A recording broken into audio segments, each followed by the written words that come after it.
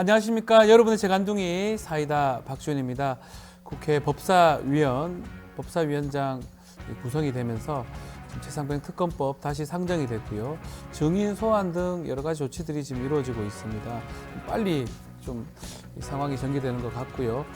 최상병 특검법 처리가 될지, 또 증인 소환 조사를 통해서 또 어떤 것들이 발견될 수 있을지 또 지켜봐야 될 것 같습니다. 석유 가스 관련된 액트지오 사건, 또 대통령 지금 순방까지 다뤄야 될 이슈들이 많습니다.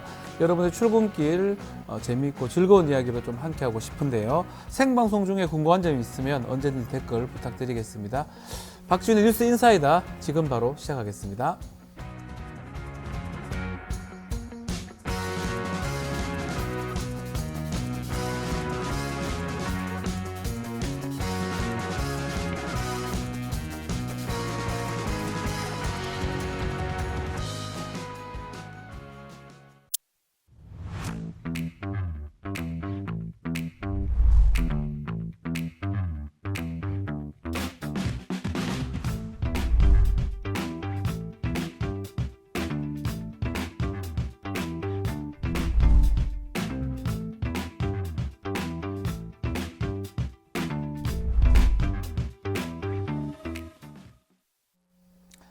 바쁜 아침 오늘 꼭 알아야 할 뉴스들만 정리해서 전해드리겠습니다. 듣기만 해도 이해가 쏙쏙 뉴스 픽 시간입니다. 오늘 뉴스토마토 전현주 기자와 함께하겠습니다. 안녕하세요. 네, 안녕하세요. 네, 웃고 있습니다. 네, 기분 좋습니다. 좋게 시작해야죠. 예, 기분 좋습니다. 둘이 좀 닮았다 얘기 그 기분 나쁘죠? 아니요, 저 좋습니다. 아, 저는 기분 좋습니다. 저도 좋습니다. 행복합니다. 예. 좋습니다. 자, 다뤄야 될 이슈가 많기 때문에 바로 또 얘기를 좀 해보겠습니다. 지난 12일 야권은 첫 법제사법위원회 전체 회의를 열어서 최상병 특검법 상정을 했습니다. 자, 그리고 이제 수사 외압 의혹이 이게 핵심인데요. 이거 관련해서 인물들을 좀 법사위 증인으로 소환하기로 방침을 내렸어요. 네, 민주당을 비롯한 야권이 최상병 사건 수사 외압 의혹의 핵심 인물들을 국회 법사위에서 증인으로 부르기로 했습니다. 네. 우선 최상병 특검법 입법 청문회 증인 대상으로 20명이 넘는 후보군을 분류한 뒤에 오늘 전체 회의에서 1차적으로 10명 정도의 증인을 채택하기로 했는데요. 현재까지 알려진 바로는 1차 증인 대상에 지난해 8월 2일 국방부 검찰단이 경찰에서 해병대 최상병 사건 기록을 회수한 당일부터 수차례 전화를 주고받은 이시원 전 대통령실 공직기강 비서관과 유재현 국방부 법무관리관도 포함이 됐습니다.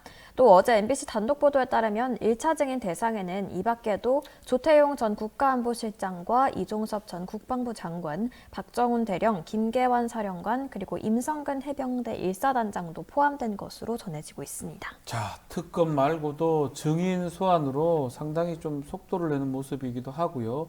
특검법 역시 속도를 내고 있습니다. 법사위원장 선출, 또 증인 채택까지 국회, 특히 법사위가 빠르게 움직이네요. 네, 맞습니다. 법사위원장 선출한 뒤에 되게 빠르게 움직이고 있는 모습인데요. 우선 정청래 법사위원장은 오늘 법사위 전체 회의를 열어서 법안 심사를 위한 소위원회를 구성한 뒤에 이 최상병 특검법을 회부하겠다는 계획입니다. 국민의힘이 이 소위 명단을 제출하지 않으면 소위원장과 위원을 임의로 배정하겠다는 뜻도 내비쳤는데요. 예. 빠르게 이 전체 회의 의결을 거쳐서 최상병 특검법을 7월 초 본회의에서 처리하겠다는 계획입니다.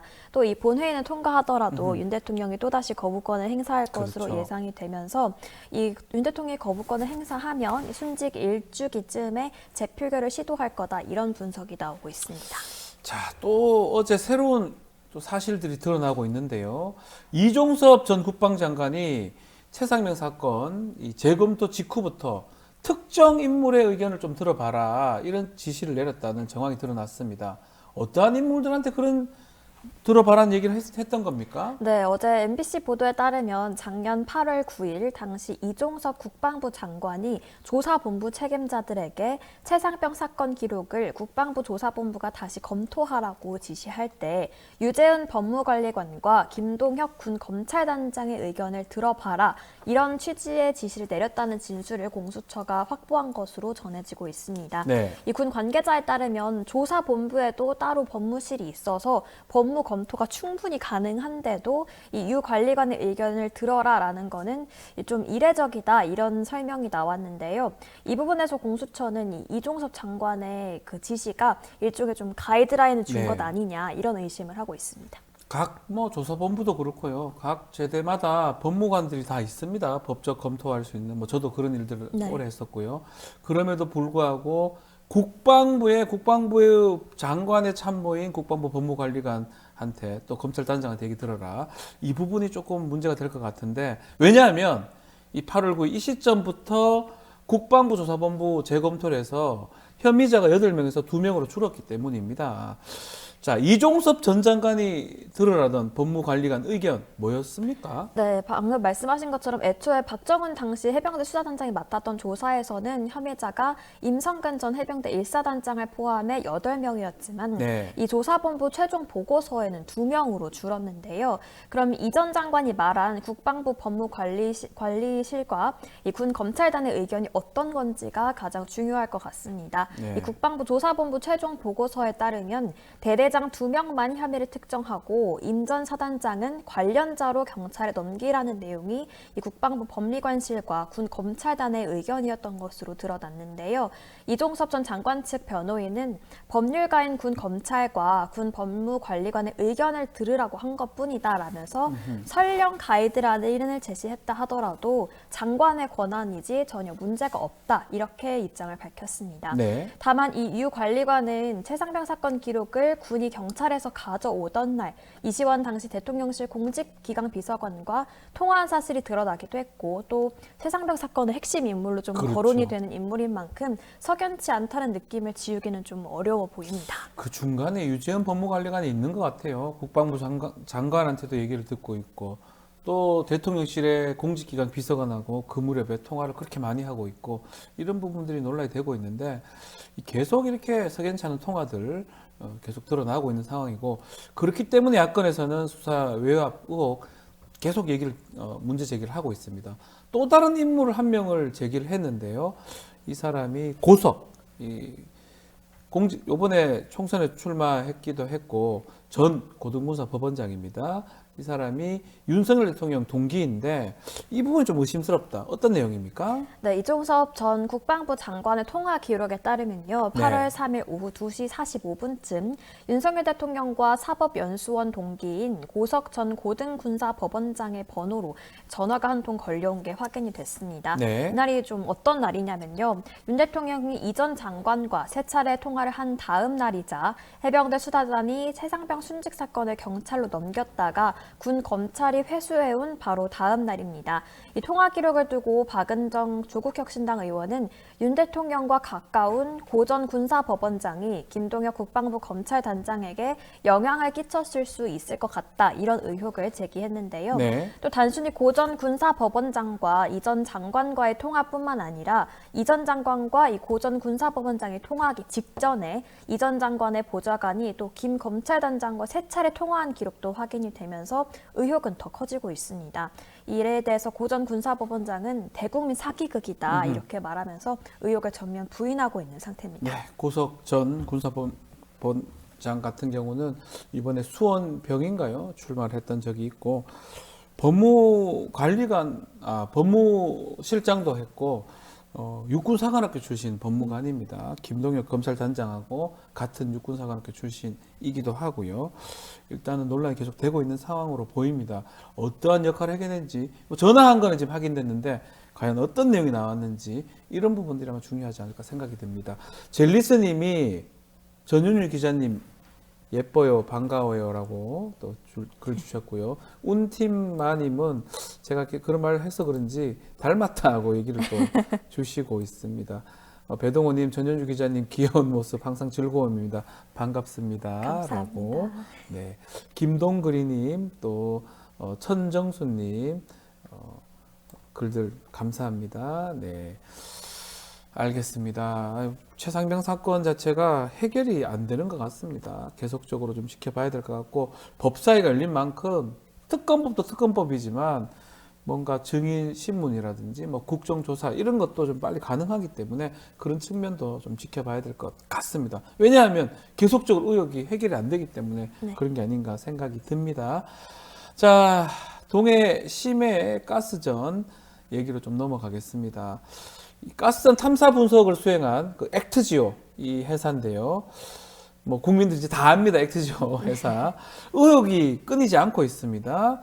당초 이 세계적인 아주 유수한 회사들을 제치고 액트지오가 이렇게 선정이 됐는데 이건 어떤 내용입니까? 네, 13일 산업통상자원부 설명에 따르면 2022년 한국석유공사가 이 동해 울릉부지 탐사 결과를 분석하기 위해서 접촉한 업체는 총 4곳이었고 실제 입찰은 액트지오를 포함해서 3개 업체가 입찰에 참여를 했는데요. 네. 이 액트지오를 제외한 나머지 2개 업체는 슐럼버거와 할리버튼이라는 업체였습니다. 이 두 업체는 텍사스 휴스턴에 본사가 있는 세계적인 이 석유 개발 서비스 업체인데요.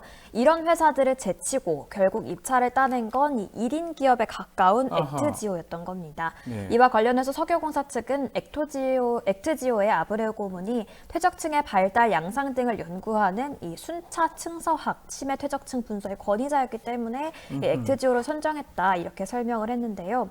하지만 이 액트지오가 4년간 영업세를 못 냈다는 사실 등을 또 몰랐고 이런 걸 좀 비추어 볼 때 액트지오의 규모와 전문성 등에 대해서는 여전히 좀 의심의 눈초리를 피하기 어려워 보입니다. 자, 아직까지 뭐 지금 논란들이 많은 것 같은데 또 다른 논란들이 계속 일어나고 있어요. 네. 지금 아브레우 고문의 동해 분석 결과를 검증했다고 하는 전문가가 있어요. 데이비드 모릭 교수라는 사람인데 뭐 그걸 검증하는 사람이니까 뭐 중요한 상황인데 이 모릭하고 아브레우 고문 이미 알고 있는 사이였다면서요? 네, 맞습니다. 이게 이 말이 아브레우 됩니까? 고문과 이 모릭 교수는 네. 같은 논문의 공저자로 이미 알고 아하. 있는 사이였는데요. 또 뿐만 아니라 이 모릭 교수는 텍사스의 한 대학에서 지질학을 가르치고 있는데 현재 이 동해 프로젝트를 담당하는 팀장 A씨의 지도 교수로도 알려져 있습니다. 네. 석유공사 측은 같은 분야의 전문가들끼리는 서로 알 수밖에 없다 이런 입장을 내놨는데요. 이 윤석열 대통령의 워낙 갑작스러운 동해 석유 발표와 액트지오의 전문성에 대한 의심이 계속되면서 이런 신뢰성 의혹은 좀 계속되는 걸로 보이고 있습니다. 자, 이뿐만이 아니에요. 아브레우 설명은 또 이 아브레우 설명하고 있는 게 또 우리 산업통상자원부 또 한국석유공사 이 자료하고도 많이 좀 다른 내용들이 좀 확인이 되고 있는 이런 부분이 있네요.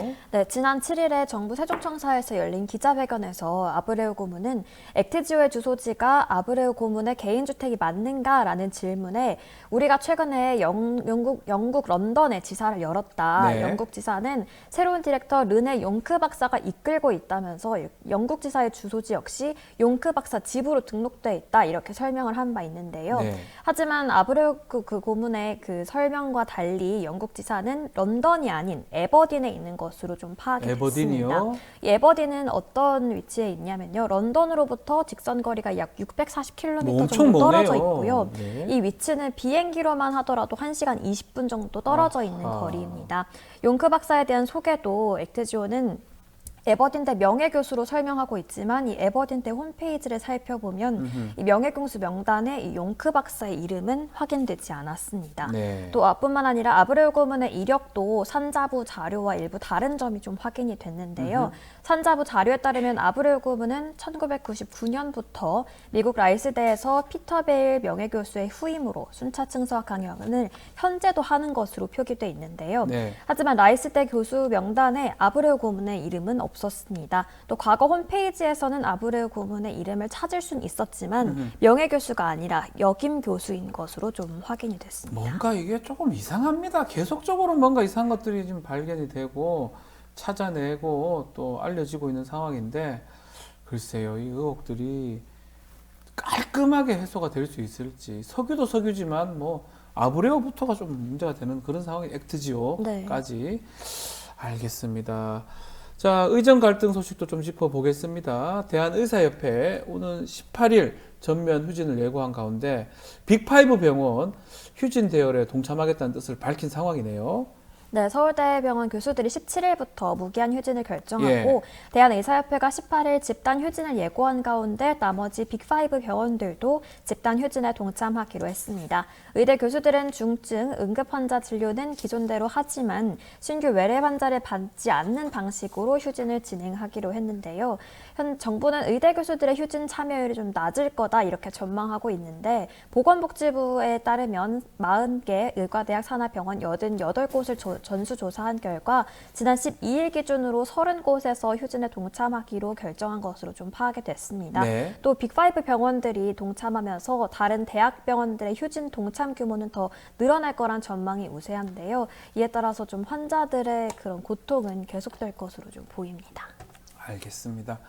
자, 전현주 기자 뉴스픽 여기서 마무리하겠습니다. 감사합니다. 네, 고맙습니다. 생방송 댓글 참여 계속해서 부탁드리겠습니다. 저는 잠시 후에 대담한 대담으로 돌아오겠습니다. 조금만 기다려 주십시오.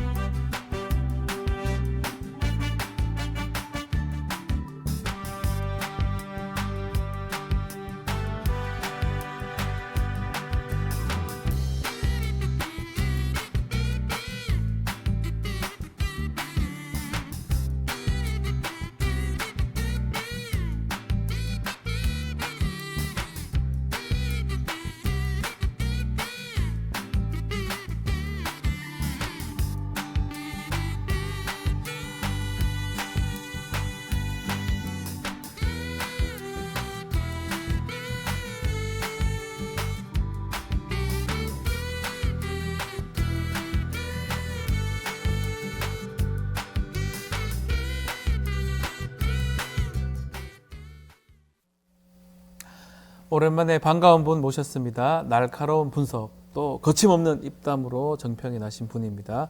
자, 이슈 3합에서 우리 시청자분들한테 많은 사랑을 또 받았는데요. 이제는 국회에서 또 전문성을 발휘해서 또 열심히 좀 뛰고 계십니다. 신장식 조국혁신당 의원과 함께 하겠습니다. 안녕하십니까? 아, 네, 안녕하세요. 네. 오랜만입니다. 어색합니다. 원래 방송을 같이 하기도 했었고. 그렇죠. 항상 이렇게 이 마이크 앞에서 보다가 이제는 이제 국회의원 되셨어요. 예전에 정치 비판도 많이 하셨잖아요. 국회의원 비판도 하셨고. 아, 그렇죠. 근데 네. 직접 국회의원 되셨어요, 이제. 어떻습니까? 그러니까 당선이 확정된 이후에 또는 네. 선거에 뛰어들겠다, 정치를 하겠다라고 한 게 이제 2월 25일인가 그랬으니까 네. 그 이후에 쭉 준비해왔던 일이라서 크게 임기가 시작됐다고 해서 5월 30일부터 임기가 시작됐거든요. 예. 임기가 시작됐다고 해서 하던 일에 갑자기 뭐 많이 바뀌었다거나 요 몇 달 사이에는 그런 느낌은 없었고요. 다만 좋은 게 있다. 뭐죠? 두 가지가 참 좋은데요. 배지! 아니, 아니, 예. 배지는 달고 있지도 않아요. 배지도 안 달아졌네요. 당 배지 달고 있지. 예. 뭐 국회의원 배지는 아직 한 번도 안 달아봤어요. 예. 케이스에 그대로 예, 놓아져 예. 있습니다. 한 가지 가장 좋은 것은 네. 혼자 하던 일을 9명의 팀이 함께 한다는 거. 그거 너무 좋습니다. 팀이 할 수 있다는 거. 예. 저희 팀이 또 팀워크가 좋아요. 예. 네. 그러다 보니까 혼자 하던 일을 9명의 팀이 함께 하면서 여러 가지 아하. 여러 가지 일들을 빠르게 검토하고 아하. 빠르게 결정할 수 있다는 게 가장 좋고요. 이 9가지 팀은 제가 좀 설명드리면 네. 국회의원 사무실 한 의원실에 9명 야구팀 같이 돼 있습니다. 예, 그 맞습니다. 9명. 의원님 포함해서 9명이죠? 아니요, 근데 포함하면 빼고 10명. 네, 10명입니까? 빼고 9명입니다. 지명타자네, 그러면. 10명이 되고 9명의 보좌진, 비서관들. 이 말씀을 하는 거 맞죠? 네, 그렇습니다. 네. 9명과 함께 팀을 이뤄서 네. 일을 할 수 있다는 게 너무 좋고요. 네. 심지어는 두 번째 좋은 거. 이 사람들이 아브레오처럼 네. 각자 집에서 개인 사업자 내놓고 예. 각자의 일을 하면서 예. 모여서 어느 프로젝트 베이스로 해서 뭐 도둑들의 9명, 10던껌 이렇게 모이듯이 네. 아브레오는 그렇게 일하고 있는 것 같아요. 그런 것 보니까. 같아요. 네. 아브레오. 예. 예, 그 자기 부인 사진관 매니저 하시던 분 이런 네. 분들을 이렇게 은둔 고수들을 숨겨놨다가 정체를 은폐 은폐하고 숨겨놨다가 네. 심지어 우드사이드도 못 찾게 전문가들을 숨겨놨다가 싹 예. 찾아서 팀을 꾸리는데 우리는 한 방에서 일합니다. 아, 한 방에서 같이 모여서. 일을 하고. 예, 아브레오 같이 일하지 않는다. 예, 한 방에 모여서 9명이 함께 일하는 것 자체가 저한테는 너무 기쁘고 즐겁습니다. 그렇게 같이 있는 게 팀워크가 느껴지는 게 가장 행복하다. 아브레오처럼 일하지 않는다. 아브레오처럼 이해하지 않는다. 알겠습니다. 자, 본격적인 좀 대담 좀 이어가도록 하겠습니다. 자, 22대 국회 초입부터 조국 혁신당 기세가 만만치 않습니다. 첫날 한동훈 특검법 발의를 했습니다. 엊그제 12일이죠. 검찰 개혁안을 제시를 했는데요. 자, 일단 이 내용도 좀 궁금합니다.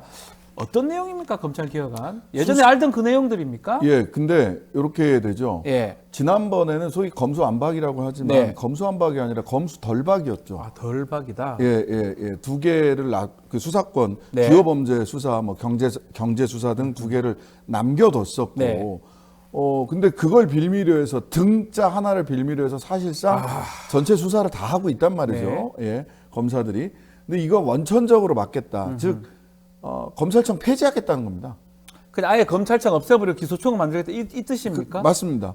수사 못하게 하고? 예. 아, 그래서 이 법안이 3법 내지는 4법이라고 얘기를 예. 하는데 왜 3법 내지는 4법이라고 하냐면 검찰청 폐지법, 법을 폐지하려면 폐지법이 따로 법이 올라가서 따로 있어야 얘기해야 됩니다. 되니까. 그래서 예. 검찰청 폐지법, 공소청 내지는 기소청 설치법, 네. 이게 이제 하나일 수도 있고 두 개일 수도 있는 거예요. 그 다음에 하나는 중대범죄수사청 설치법. 그 대신에 중대범죄수사청을 만들겠다. 수사는 그렇게 하겠다는 거예요. 예. 검사들 중에서 수사 열심히 하겠다. 나는 뭐 수사가 나의 운명이다라는 분들은 공소청에서 기소유지만 하지 마시고 중대범죄수사청으로 넘어가시면 됩니다. 아, 수사가 너무 좋고 수사하고 싶으면 그럼. 기소하지 말고 예. 공소유지 뭐 기소유 필요 없 그건 검사 기소청에서 할 거니까 네네. 수사부서로 가라. 이 수사부서로 말이네요. 가라. 주특기를 살려라. 살려라. 그러는 검찰 직원분들도 마찬가지죠. 수사관들, 검찰에도 수사관들 굉장히 많지 많습니다. 않습니까? 예. 사실상 뭐 검사의 수사를 대리하고 있는 수사관들도 수사가 그렇게 좋으면 중대범죄수사청으로 가라. 네. 얘기 들어보면 가장 핵심이 이 검찰의 정치화를 좀 타파하겠다. 당연하죠. 그게 주목적인 것 같아요. 아니 그렇잖아요. 그 공을 몰고 가기 시작을 하면 네. 골 넣고 싶어집니다. 즉 수사를 하기 시작을 하면은요, 공을 몰고 가는 걸 네. 이제 수사라고 한다면 수사를 하다 보면 이게 이쪽 편이 아닌가요 하고 딴 데로 가야 되는데 네. 그렇지 않아요. 기소까지 가고 싶어지는 게 사람의 마음입니다. 마음이겠죠. 예. 예, 수사하는 사람들은 다 그렇게 생각을 해요. 기소를 못하면 뭔가 실패한 것처럼 보여요. 맞아요. 네. 구속 못 시키면 꼬리 못 시켰다 네, 이렇게 바보처럼 하잖아요. 보여요. 네. 네. 전혀 사실은 그런 게 아닙니다. 아닌데. 왜냐하면 검사는 인권의 수호자, 네. 즉 수사기관에서 인권을 침해가면서까지 수사를 해서 이 사람을 기소하려고 할 때 아니야, 네. 수사 이렇게 하면 안 돼. 그리고 이 사람은 당신들이 수사해 온 걸 보니까 기소하면 안 되겠어 라고 하는 역할이 검사가 가진 최고의 역할이에요. 네. 우리 국민이 부여한. 그렇다면 그 수사권과 기소권을 온전히 분리를 해야 되지. 한 사람이 수사도 하고 검사도 하고 한 기관이 수사도 하고 기소도 하고 하면 그냥 꼬리 놓고 싶은 겁니다. 무슨 무리수를 동원해서라도 이거 분류하자. 어쩌면 인간의 본성이 그렇기 때문에 제도로 그걸 막는 게 맞다. 그래서 법을 그럼요. 만들겠다. 그럼요. 그 뜻이겠네요. 예, 그리고 이제 그렇게 되면 형사소송법을 예. 정돈을 해야 됩니다. 예. 형사소송법이 많이 바꿔야 될 예, 것 같아요. 경찰에 근데 예. 이제 조문을 쭉 앞단이 네. 그러니까 공소청법이랑 중대범죄수사청법이 정리가 되면 사실 형사소송법은 거기에 따라서 쭉 조문을 정리해 가야 되고요.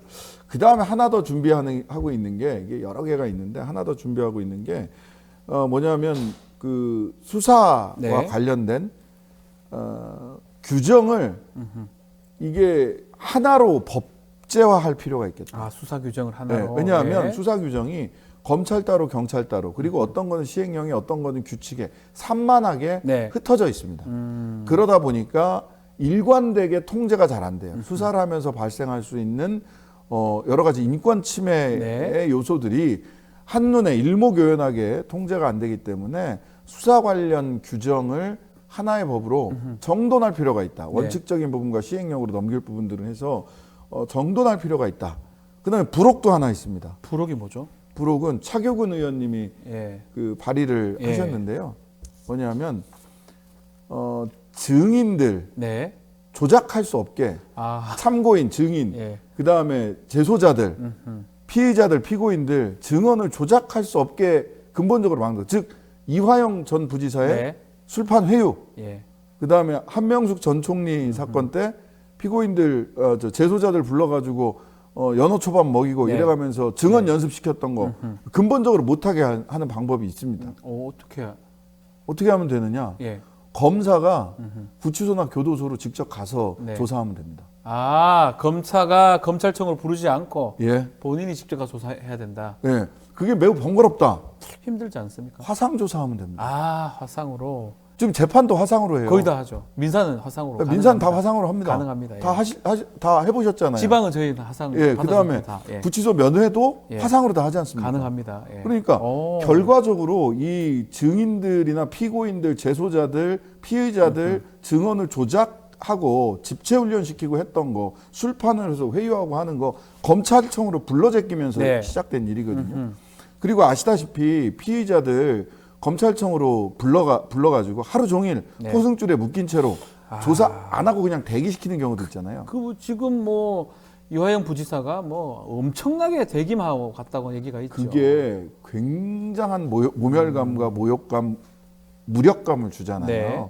왜냐하면 이게 조사를 받는 동안은 포승이나 수갑을 하지 않습니다. 네. 그렇게 하면 안 돼요. 근데 대기하는 동안에는 포승줄에 묶이고 묶여 있죠. 수갑 차고 대기해야 돼요. 근데 아침에 불려 나와서 밤늦게까지 늦은 시간까지 거기서 대기하고 있다. 라고 하면은요, 사람이 느끼는 이 압박감, 모멸감, 자괴감 굉장합니다. 클것 같아요. 예, 이런 거 못하게 해야 된다는 거예요. 막아야 된다. 예. 그런 면에서 구치소 가서 조사해라. 안 되면 화상 조사해라. 아, 괜찮은 거네요. 뭐 아직도 법안 낸 거죠. 냈습니다. 또뭐 발의했습니다. 법사위 통과해야 되고 또 논의도 해야 되고 뭐 해야 되겠지만. 네네. 네. 그 민주당에서 검찰 수사 조작 방지법, 피의 사실 공표 금지법, 요것도 같은 맥락인 거 아닌가요? 목표 지점은 같은데 같죠? 이제 접근법이 살짝 예. 다르기 때문에 뭐 각자 이거는 우리는 이렇게 접근하겠다, 네. 우리는 이렇게 접근하겠다 있는 거니까 이거는 이제 법사위 안에 가서 네. 토론을 통해서 대안을 도출하면 된다. 그게 목표하는 지점은 비슷합니다. 같다. 예, 예. 자, 그리고 지금 방송 3법도 지금 발의를 했더라고요. 야칠당이. 요 내용은 좀 어떤 내용입니까? 좀 아, 설명해 주십시오. 요거는 일단 예. 방송 3법이라는 게 다른 게 아니에요.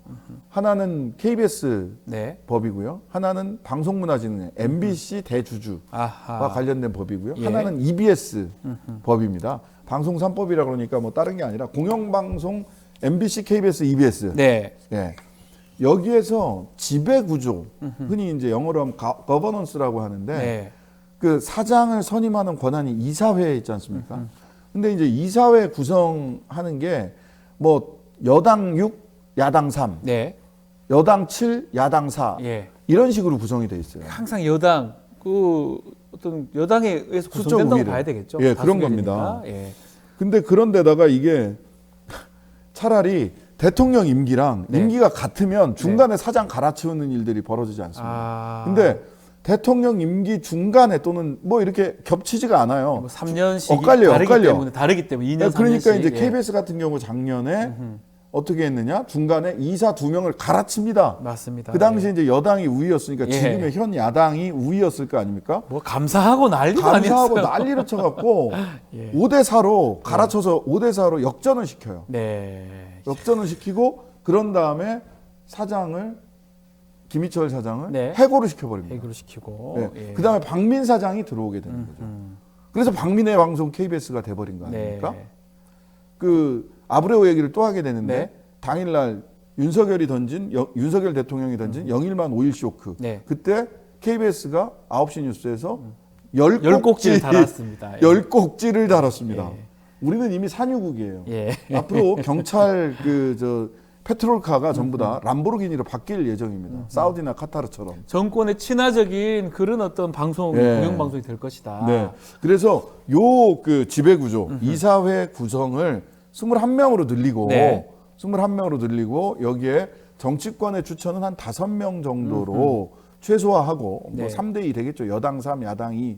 그 다음에 나머지는 현업에 종사하고 있는 분들이나, 네. 언론학 학계 그리고 국민들이 직접 참여할 수 있는 이렇게 이사진을 21명으로 늘리면 네.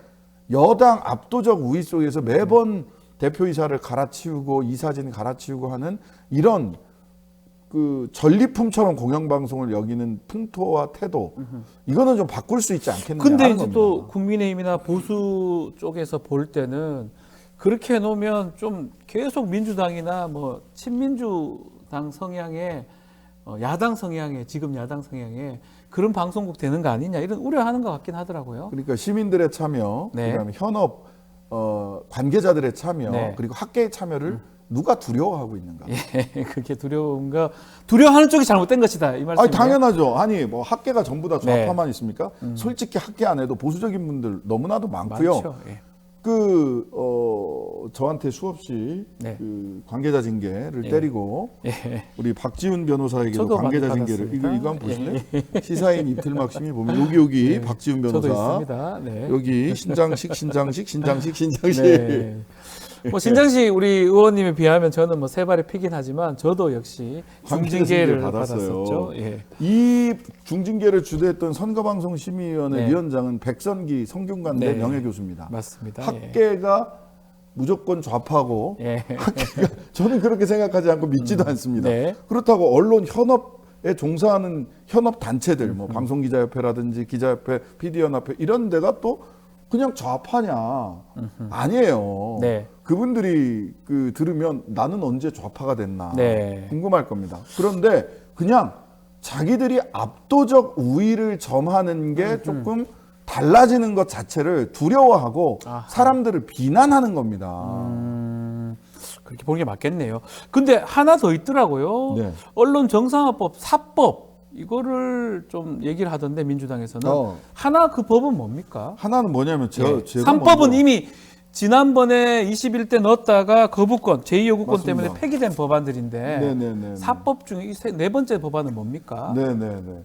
아이고 뉴스인사이다에서도 조국혁신당이 저거 다 하는 얘기다라는 것도 말씀해 주시면 더 좋았을 네. 텐데. 민주당도 민주당이 하지만 하는 것처럼 조국혁신당도 같이 하고 있습니다. 민주당만 하는 게 아닙니다. 자막은 그렇게 나오고 있지만 예, 조국혁신당도 방송선법 같이 같은 합니다. 경우는 예. 조국혁신당뿐만 아니라 야칠당이 같이 하고 공동 있죠. 발의하고 예, 있는 거고요. 맞습니다. 즉 공동 발의를 하는데 민주당이 당론으로 참여를 그렇죠. 하는 겁니다. 맞습니다. 예, 예. 민주당이 그냥 단독으로 하는 게 아니라 예, 기자 여러분, 네.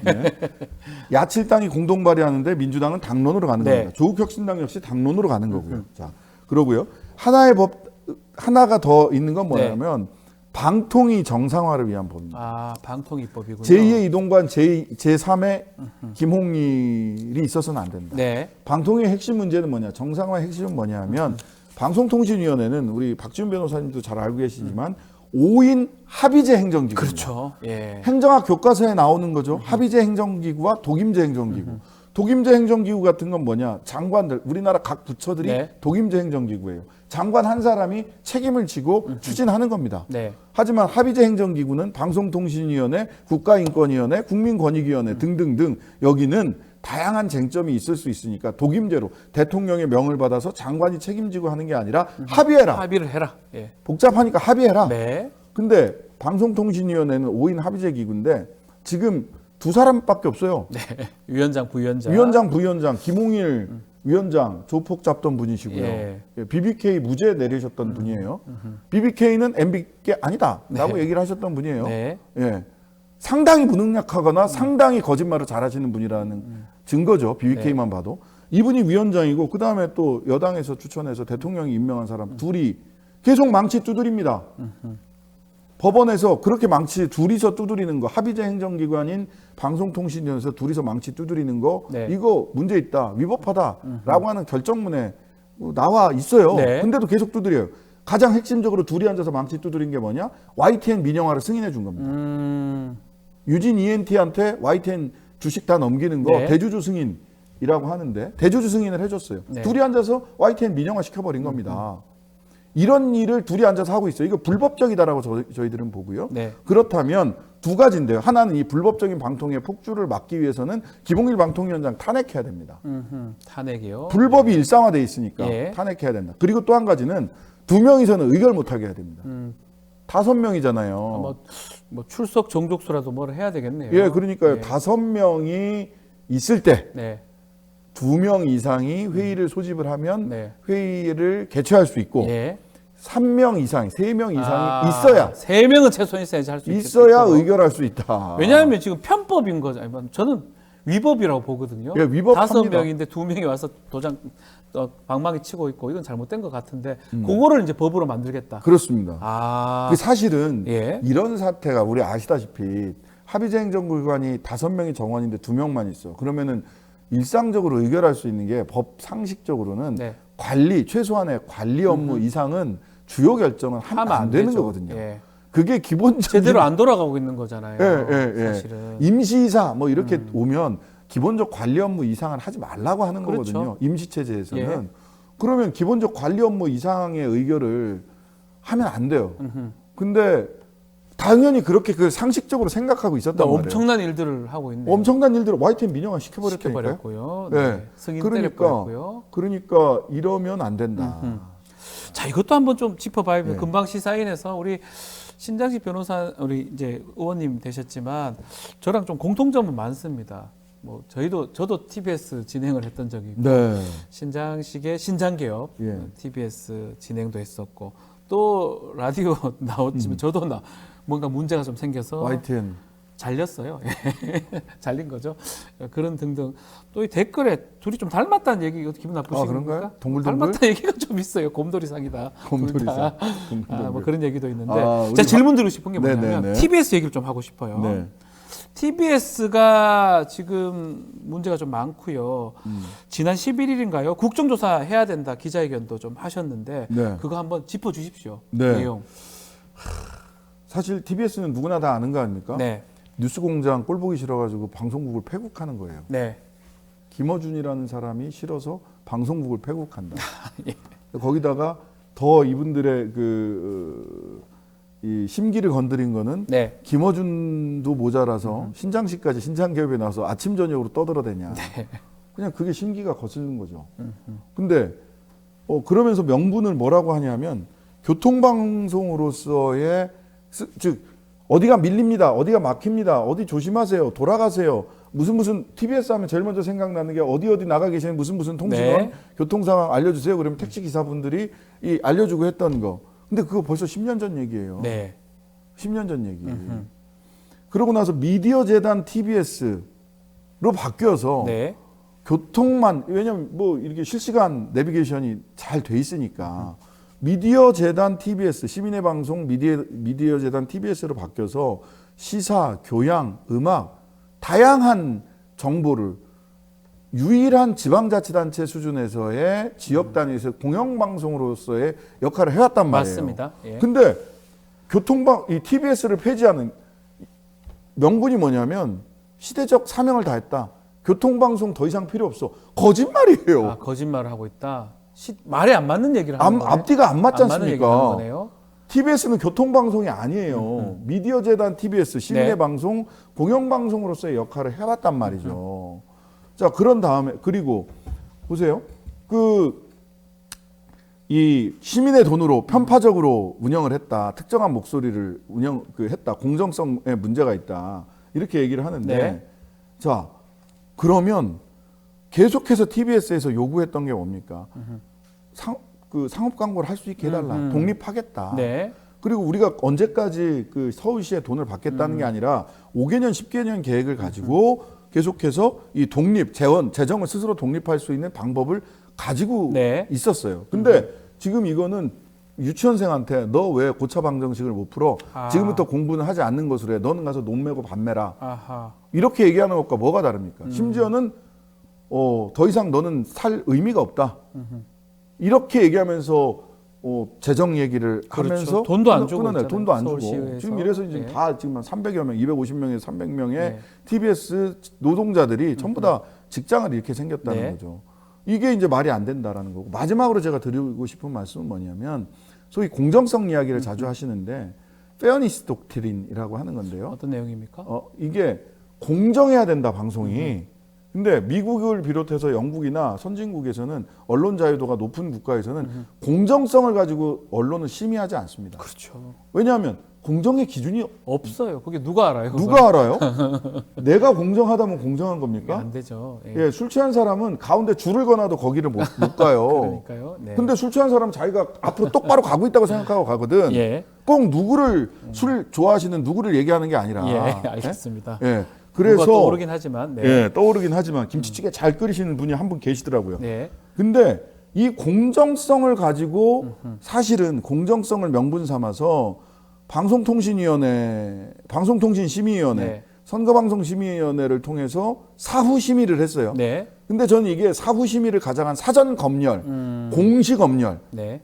이거 보세요. SBS에다 대고 현상욱의 뉴스 브리핑인가요? 거기에 김건희 여사라고 부르지 않으니까 네. 제재를 줬죠. 징계를 했죠. 징계를 했죠. 예. 이게 공시가 됐어요. 다음부터 어떤 방송도 김건희라고 얘기를 못하고, 이게 따옴표입니다. 김건희는. 네. 예. 김건희 여사라고 여사라고 예. 하게 됐잖아요. 이게 공시검열이에요. 대한민국 헌법은 사전검열을 금지합니다. 사후 심의를 통해서 공시검열을 만들어 놓고 네. 사실상의 사전검열을 하고 있다. 예. 이게 소위 페어니스 독트린이라고 하는 공정성의 이게 이현령 비현령 심의의 핵심이거든요. 이거 바꿔야 되는데. 막아야 된다. 근데 네. 그런 거 다 무시하고 방송사를 폐국시킨다? 야, 앞으로 그러면 TBS 뭐 어떻게 국정조사는 한다고 하는데 국정조사가 언제쯤 될 거며 뭔가 지금 TBS 직원들은 지금 어떻게 해야 될지 그런 것들도 한번 얘기 좀 지금 해주시죠. 많이 답답해하는데 예. TBS 직원들이 저는 이제 두 가지인데요. 네. 하나는 지방선거가 매우 중요하다. 예. 지방선거가 매우 중요해서 2년 남았지만, 예, 2년 네. 남았지만 지방선거에서 다른 결과 네. 지금과 다른 지역의 공영방송이 있어야 되겠다라고 생각하는 시장, 시의회가 구성이 된다면 미디어재단 TBS가 해산하지 않고 네. 미디어재단 TBS가 버티고 있다면 다시 얼지마 죽지마 부활할 거야라는 그때 영화가 가서, 있죠. 예. 그럴 수 있다. 매우 고통스러운 시간이 되겠지만 네. 견뎌야 될 시간이 하나가 있을 것으로 보이고요. 예. 그 다음에 하나는 이 국정조사를 통해서 TBS 직원들도 감수하고 있는 게 있어요. 근데 이런 얘기를 하시더라고요. 죽을 때 죽더라도 왜 죽는지 알고나 죽자. 왜 죽는지는 알거나 죽자. 아유, 이게 좀 충격적이네요. 예. 예. 아니, 그 TBS 직원들이 예. 하시는 말씀이에요. 도대체 왜 어떻게 어떤 과정에서 누가 어떤 작용을 해서 방송사 하나를 폐국을 시키는 지경에 이르렀는가. 그 다음에 또 이러고 나면 만약 95.1이라는 황금 주파수대를 반납을 하게 될 경우 실제로는 TBS 전체를 인수하는 것보다 직원들은 다 자르고 주파수만 누군가 그렇죠. 받아가서 부담 없이 새로운 방송국을 열려고 하는 것은 아닌가 등등의 많은 의구심이 인기 있습니다. 좋은 95.1인데요. 예, 황금 주파수 때거든요. 그래서 그 얘기가 참 뼈 아프고 그래도 적어도 그 정도는 알아야 소위 죽을 때 죽더라도 왜 죽는지 알고나 죽자라고 하는 TBS 직원들 그리고 우리 사회도 알아야죠. 네. 그래야 다시 이런 사태가 반복되지 않습니다. 알겠습니다. 좀 시간이 얼마 안 남았지만 좀 더 이슈들 몇 가지 좀 질문 더 드려보겠습니다. 검찰 이재명 대표 제3자 뇌물죄로 기소를 했는데요.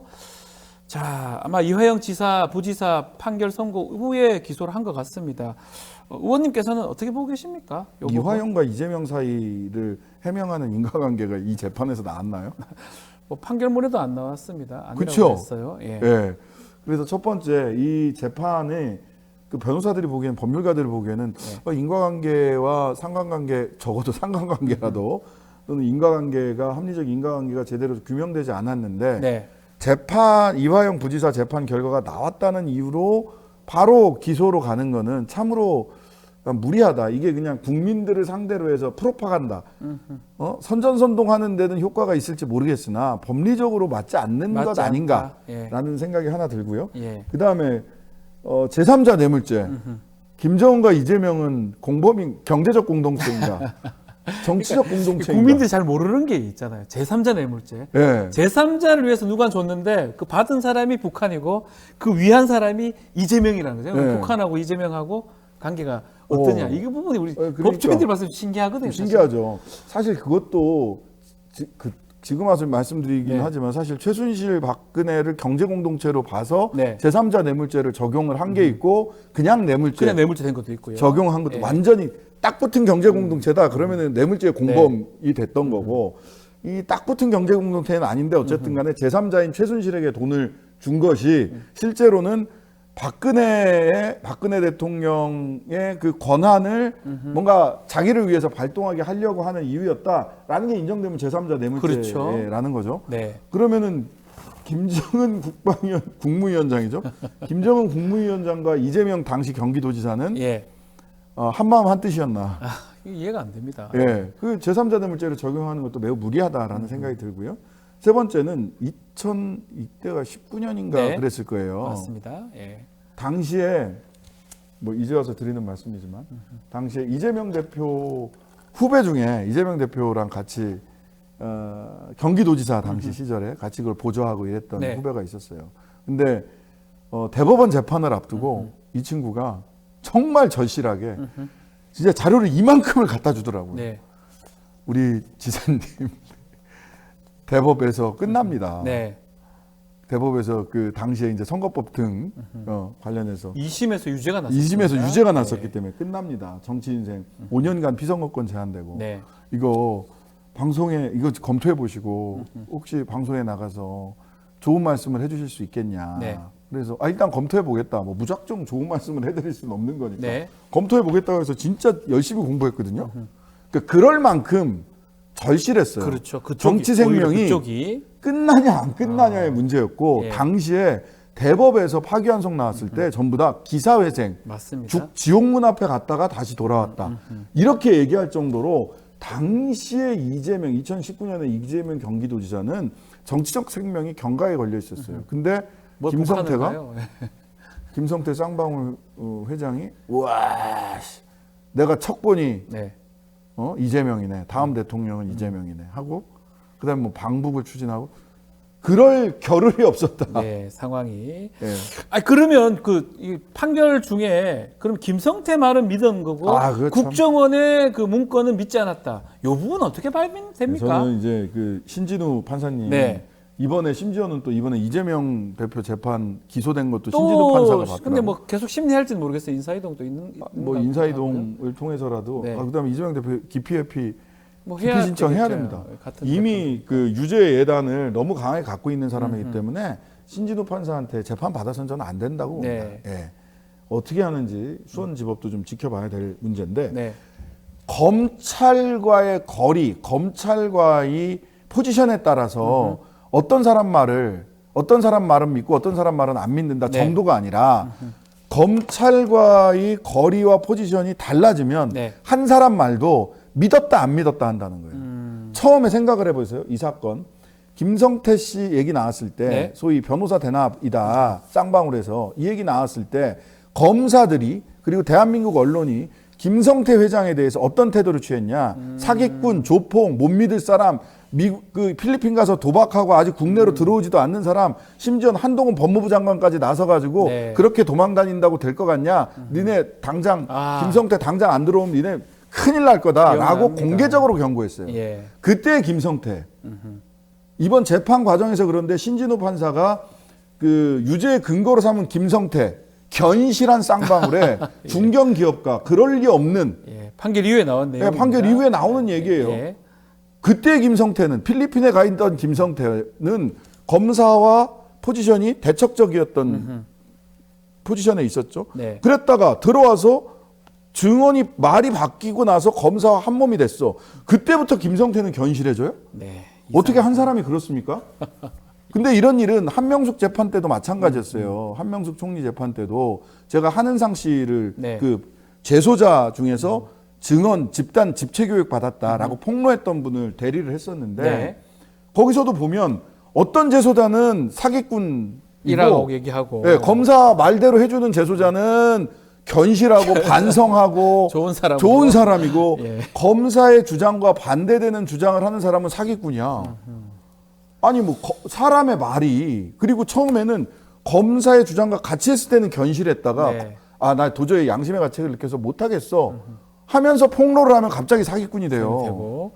판사가 오히려 그걸 보면서 진술의 뭐 일관성 얘기를 하지만 오히려 계속 그런 얘기 검사하고 비슷한 얘기 하는 걸 더 의심했어야 되는 거 아닌가요? 더 의심했어야 돼요. 이거는 신빙한 그 소위 이제 네. 형사소송법에 나오면 신빙할 수 있는 상태에서 네. 한 진술인가? 특진 상황이라고 네, 하죠. 특진 상황이라고 네. 해요. 신빙할 수 있는 상태에서 한 진술인가 아니면은 압력이나 회유 때문에 한 진술인가 여기에 대해서 아니 일관되게 진술 근데 또 이제 이화영 지사가 네. 진술이 바뀌면 이화영 지사는 옛날에 검찰 쪽에 있었던 진술만 진실한 거야. 네.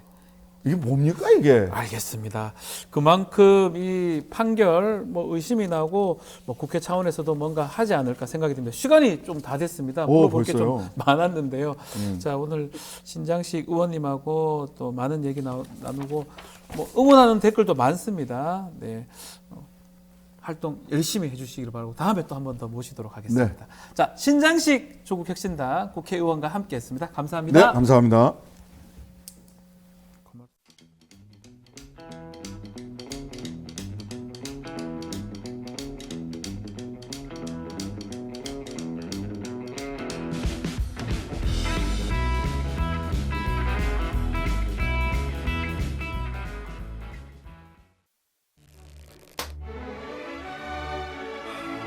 오늘따라 집중이 잘 안 된 것 같아.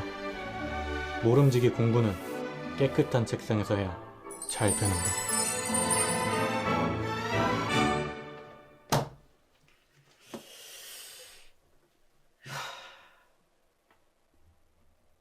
피곤한데 내일 할.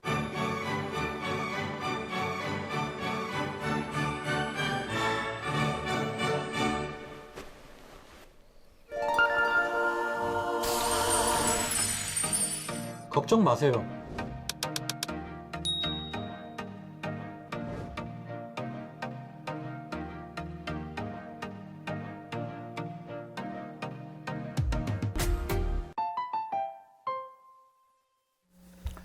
급박하게 돌아가는 한반도 정치 안보 상황 매주 금요일 이분과 짚어봅니다.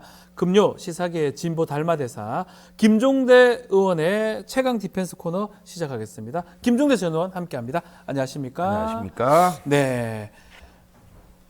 신장식 의원 금방 하고 갔습니다. 네. 뭔가 얘기를 하고 아니 원래 이 신 의원이 국방에 오려고 준비를 다 하고 있었고 국방이 예. 저도 상당히 자문에 네. 응해줬거든요. 그랬더니 안 오고 정무위로 방향을 틀었다는 거예요. 나 참 내가 조금 이게 뭐 아주 허탈한 입장이에요. 근데 국방위는 지금 조국 대표가 지금 와 있습니다. 그렇습니다. 그만큼 국방위가 지금 좀 중요한 것 같아요. 그러니까 당 대표가 네. 이렇게 직접 이미 배정된 의원을 네. 제끼고 아이 국방위는 내가 가겠어. 나 이거 보통 사태가 아니라고 보는데. 그러니까 그만큼 우리 안보 상황이 녹록지 않고 네. 국방위에서 해야 될 일이 많기 때문에 한 거 아닐까요? 각 당에 지금 전투력 있는 자원들이 네. 속속 국방위에 직결하고 있다는 것도 예사로운 현상은 아니고요. 굵직굵직한 정치인들이 다 국방위로 가고 있습니다. 예, 아마도 그 동안에 그 비인기 상임이면서 네. 법안도 별로 처리할 게 없었던 국방위가 갑자기 핫플레이스로 변했다. 맞습니다. 예, 이건 아마 최상병 특검이라든가 각종 이제 군내 어떤 그 쟁점이 이제 부각되는데 따른 효과라고 보여집니다.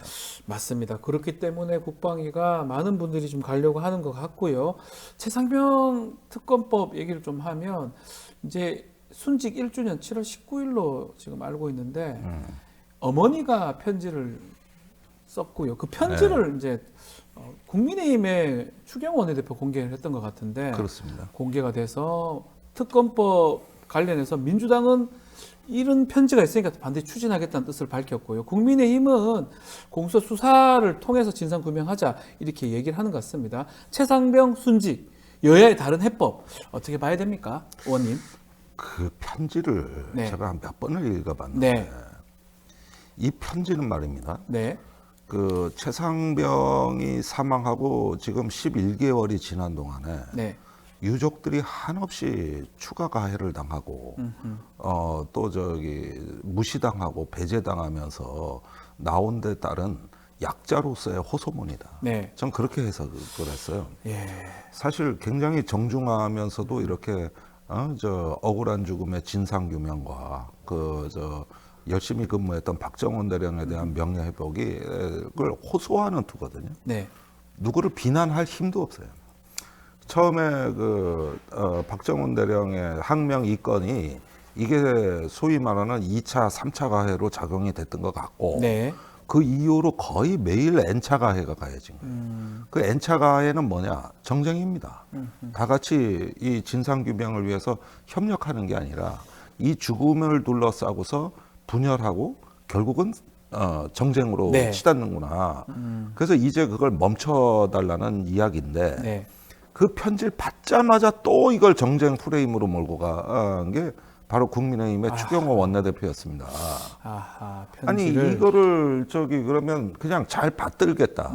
부족한 게 많았다. 잘 받들겠다. 이렇게 하면 끝이거든요. 그러니까요. 그리고 그런 진정성 있는 어떤 그 행동을 뭘 보여줄까? 이것만 고민하면은 다 끝나고 이게 집권여당 대표의 품격인데 봐라 유족의 이 편지에 특검이라는 얘기 없지 않냐. 아, 예. 오히려 특검을 반대했다고 이걸 갖다가 그렇게 표현을 하더라고요. 그렇게 저기 이해를 했던 것 같아요. 해석을 하고 예. 그 다음에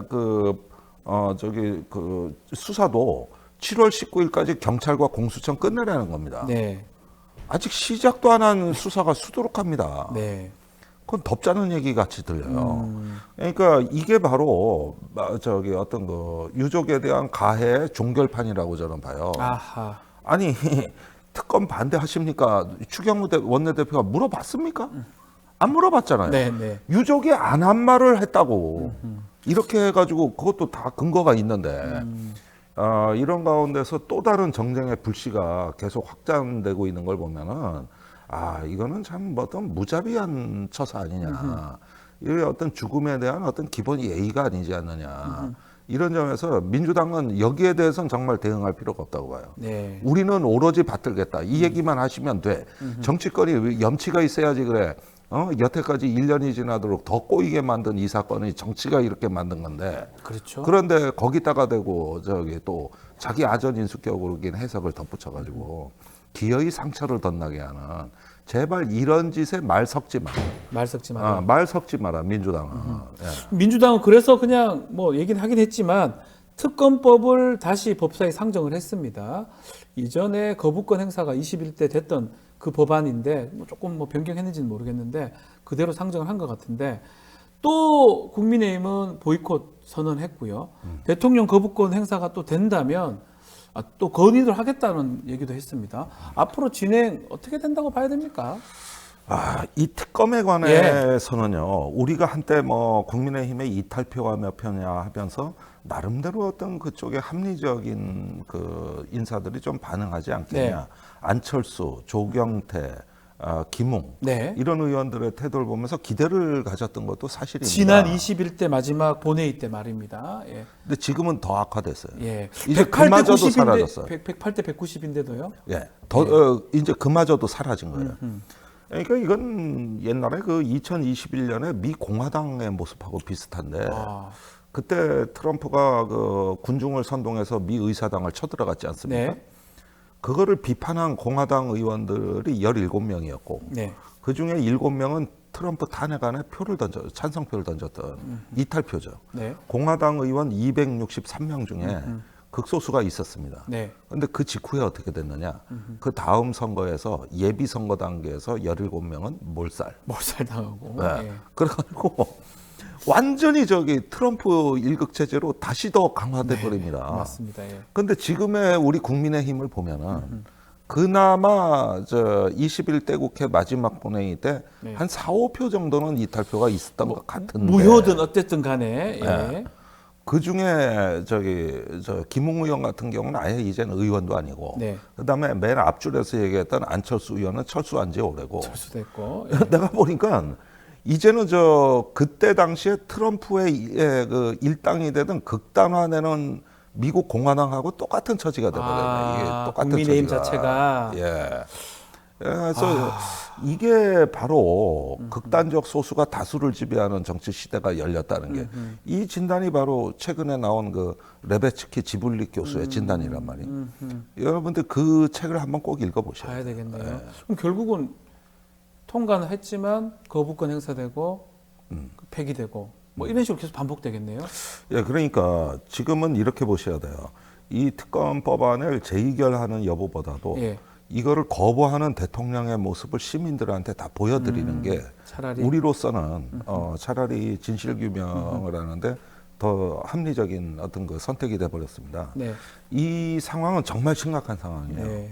이 특검에 관한 이 정부의 어떤 빗장수비라고나 할까, 네. 어떤 요지부동, 철옹성 같은 어떤 방어 태세를 보면은 이건 전국의 파국을 불사하겠다는 어떤 결기가 느껴지고 네. 그 특검법 거부와 더불어서 다른 대척점에서는 이재명 대표의 기사와 유죄 판결을 반드시 이끌어내겠다는 또 도끼도 보이거든요. 네. 이미 총선 이후에 잠시 반성하는 듯한 전국은 끝났다. 끝났다. 협치 말한 것도 끝났다. 이제는 터닝 포인트를 노리는 것 같다. 공세 전환을 하는 이 어떤 태세 전환 쪽으로 빠르게 결집될 것 같다. 네. 제가 굉장히 지금 불편한 진실을 말씀드리는 겁니다. 알겠습니다. 자, 대통령 상황 얘기를 해보면 지금 중앙아시아 3개국 순방 중인데 김건희 여사와 같이 가서 동행을 해서 눈길을 끌기도 하고요. 이제 어제죠. 마지막 나라 우즈베키스탄에 갔습니다. 이 뭐 터닝 포인트 말씀하셨지만 이 순방은 전반적으로 의원님은 어떻게 평가하고 계십니까? 근데 이 순방은 저 뭐 자원외교의 어떤 깃발을 뭐 웅장하게 휘날리고는 있습니다만 네. 사실은 그 안에 숨겨진 그림이 좀 있어 보입니다. 어떤 게 있습니까? 이 중앙아시아 순방은 급히 간 거예요. 아, 급히. 원래 예. 9월 방문 예정지였습니다. 예. 이걸 6월로 긴급히 앞당겼다.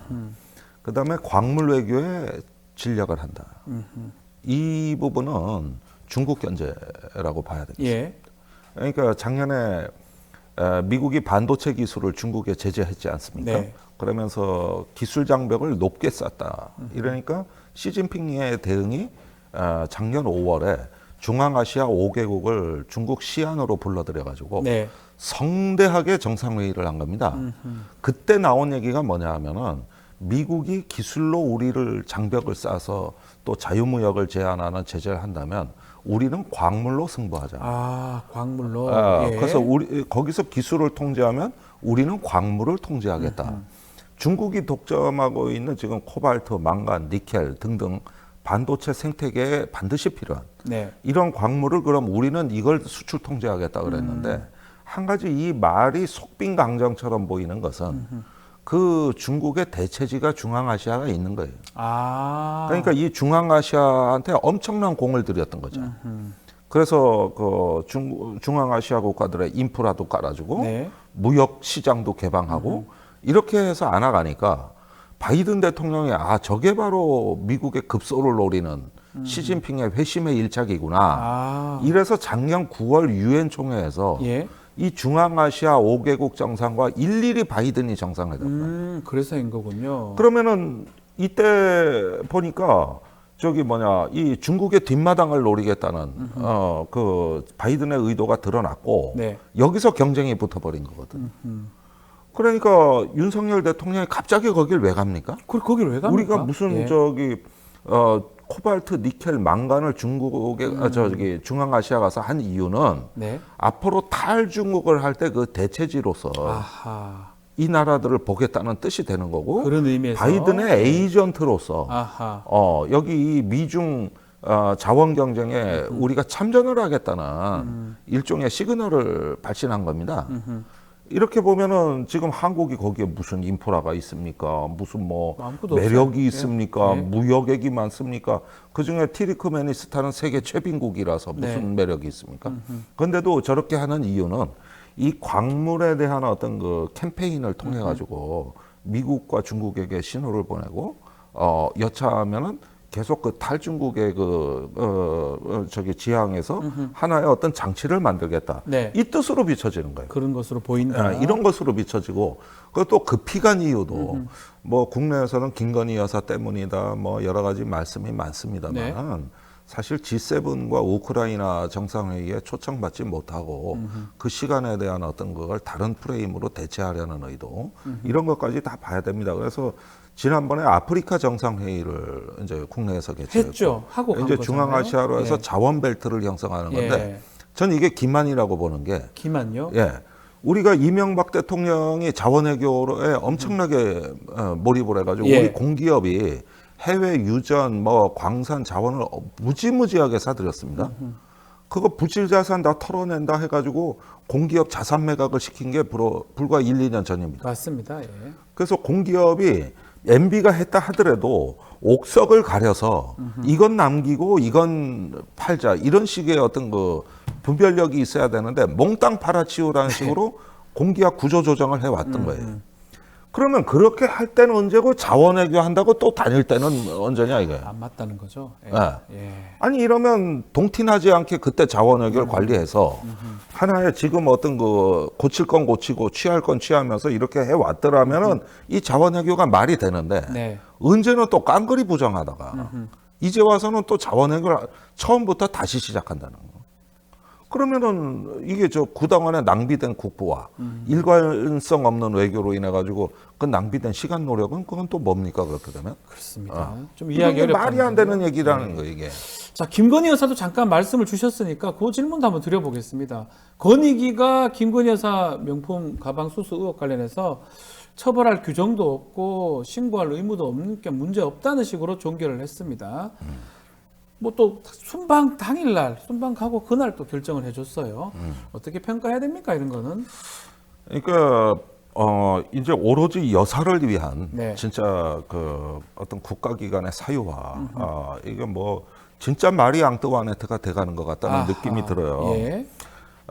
사실 이 권익위는 이제 이런 문제에 대해 가지고 배우자 그 저기 뇌물이나 청탁도 근절하기 위한데 자기 기관의 정체성이 있다고 해도 과언이 아닙니다. 건희기가 이 청탁법 주무부서고 옛날 부패방지위원회 그러니까. 예, 전신이잖아요. 그래서 다름 아닌 그 기관이 이렇게 타락했다는 어떤 걸 그것도 거리낌 없이 드러내면서 이렇게 했다 그러면 이제 이거는 국민들이 그 정말 위급할 때, 그다음에 구제받지 못할 때 그 어떤 억울한 분들을 위해서는 어떤 국가의 구제기관으로서 이렇게 권익위, 국가인권위 이런 기관들이 존재하는 것인데 지금 다 초토화된 상황이에요. 네. 국가인권위는 이미 우리가 최상병 때 자기의 어떤 본분과 사명을 저버리는 걸 확인했거든요. 네.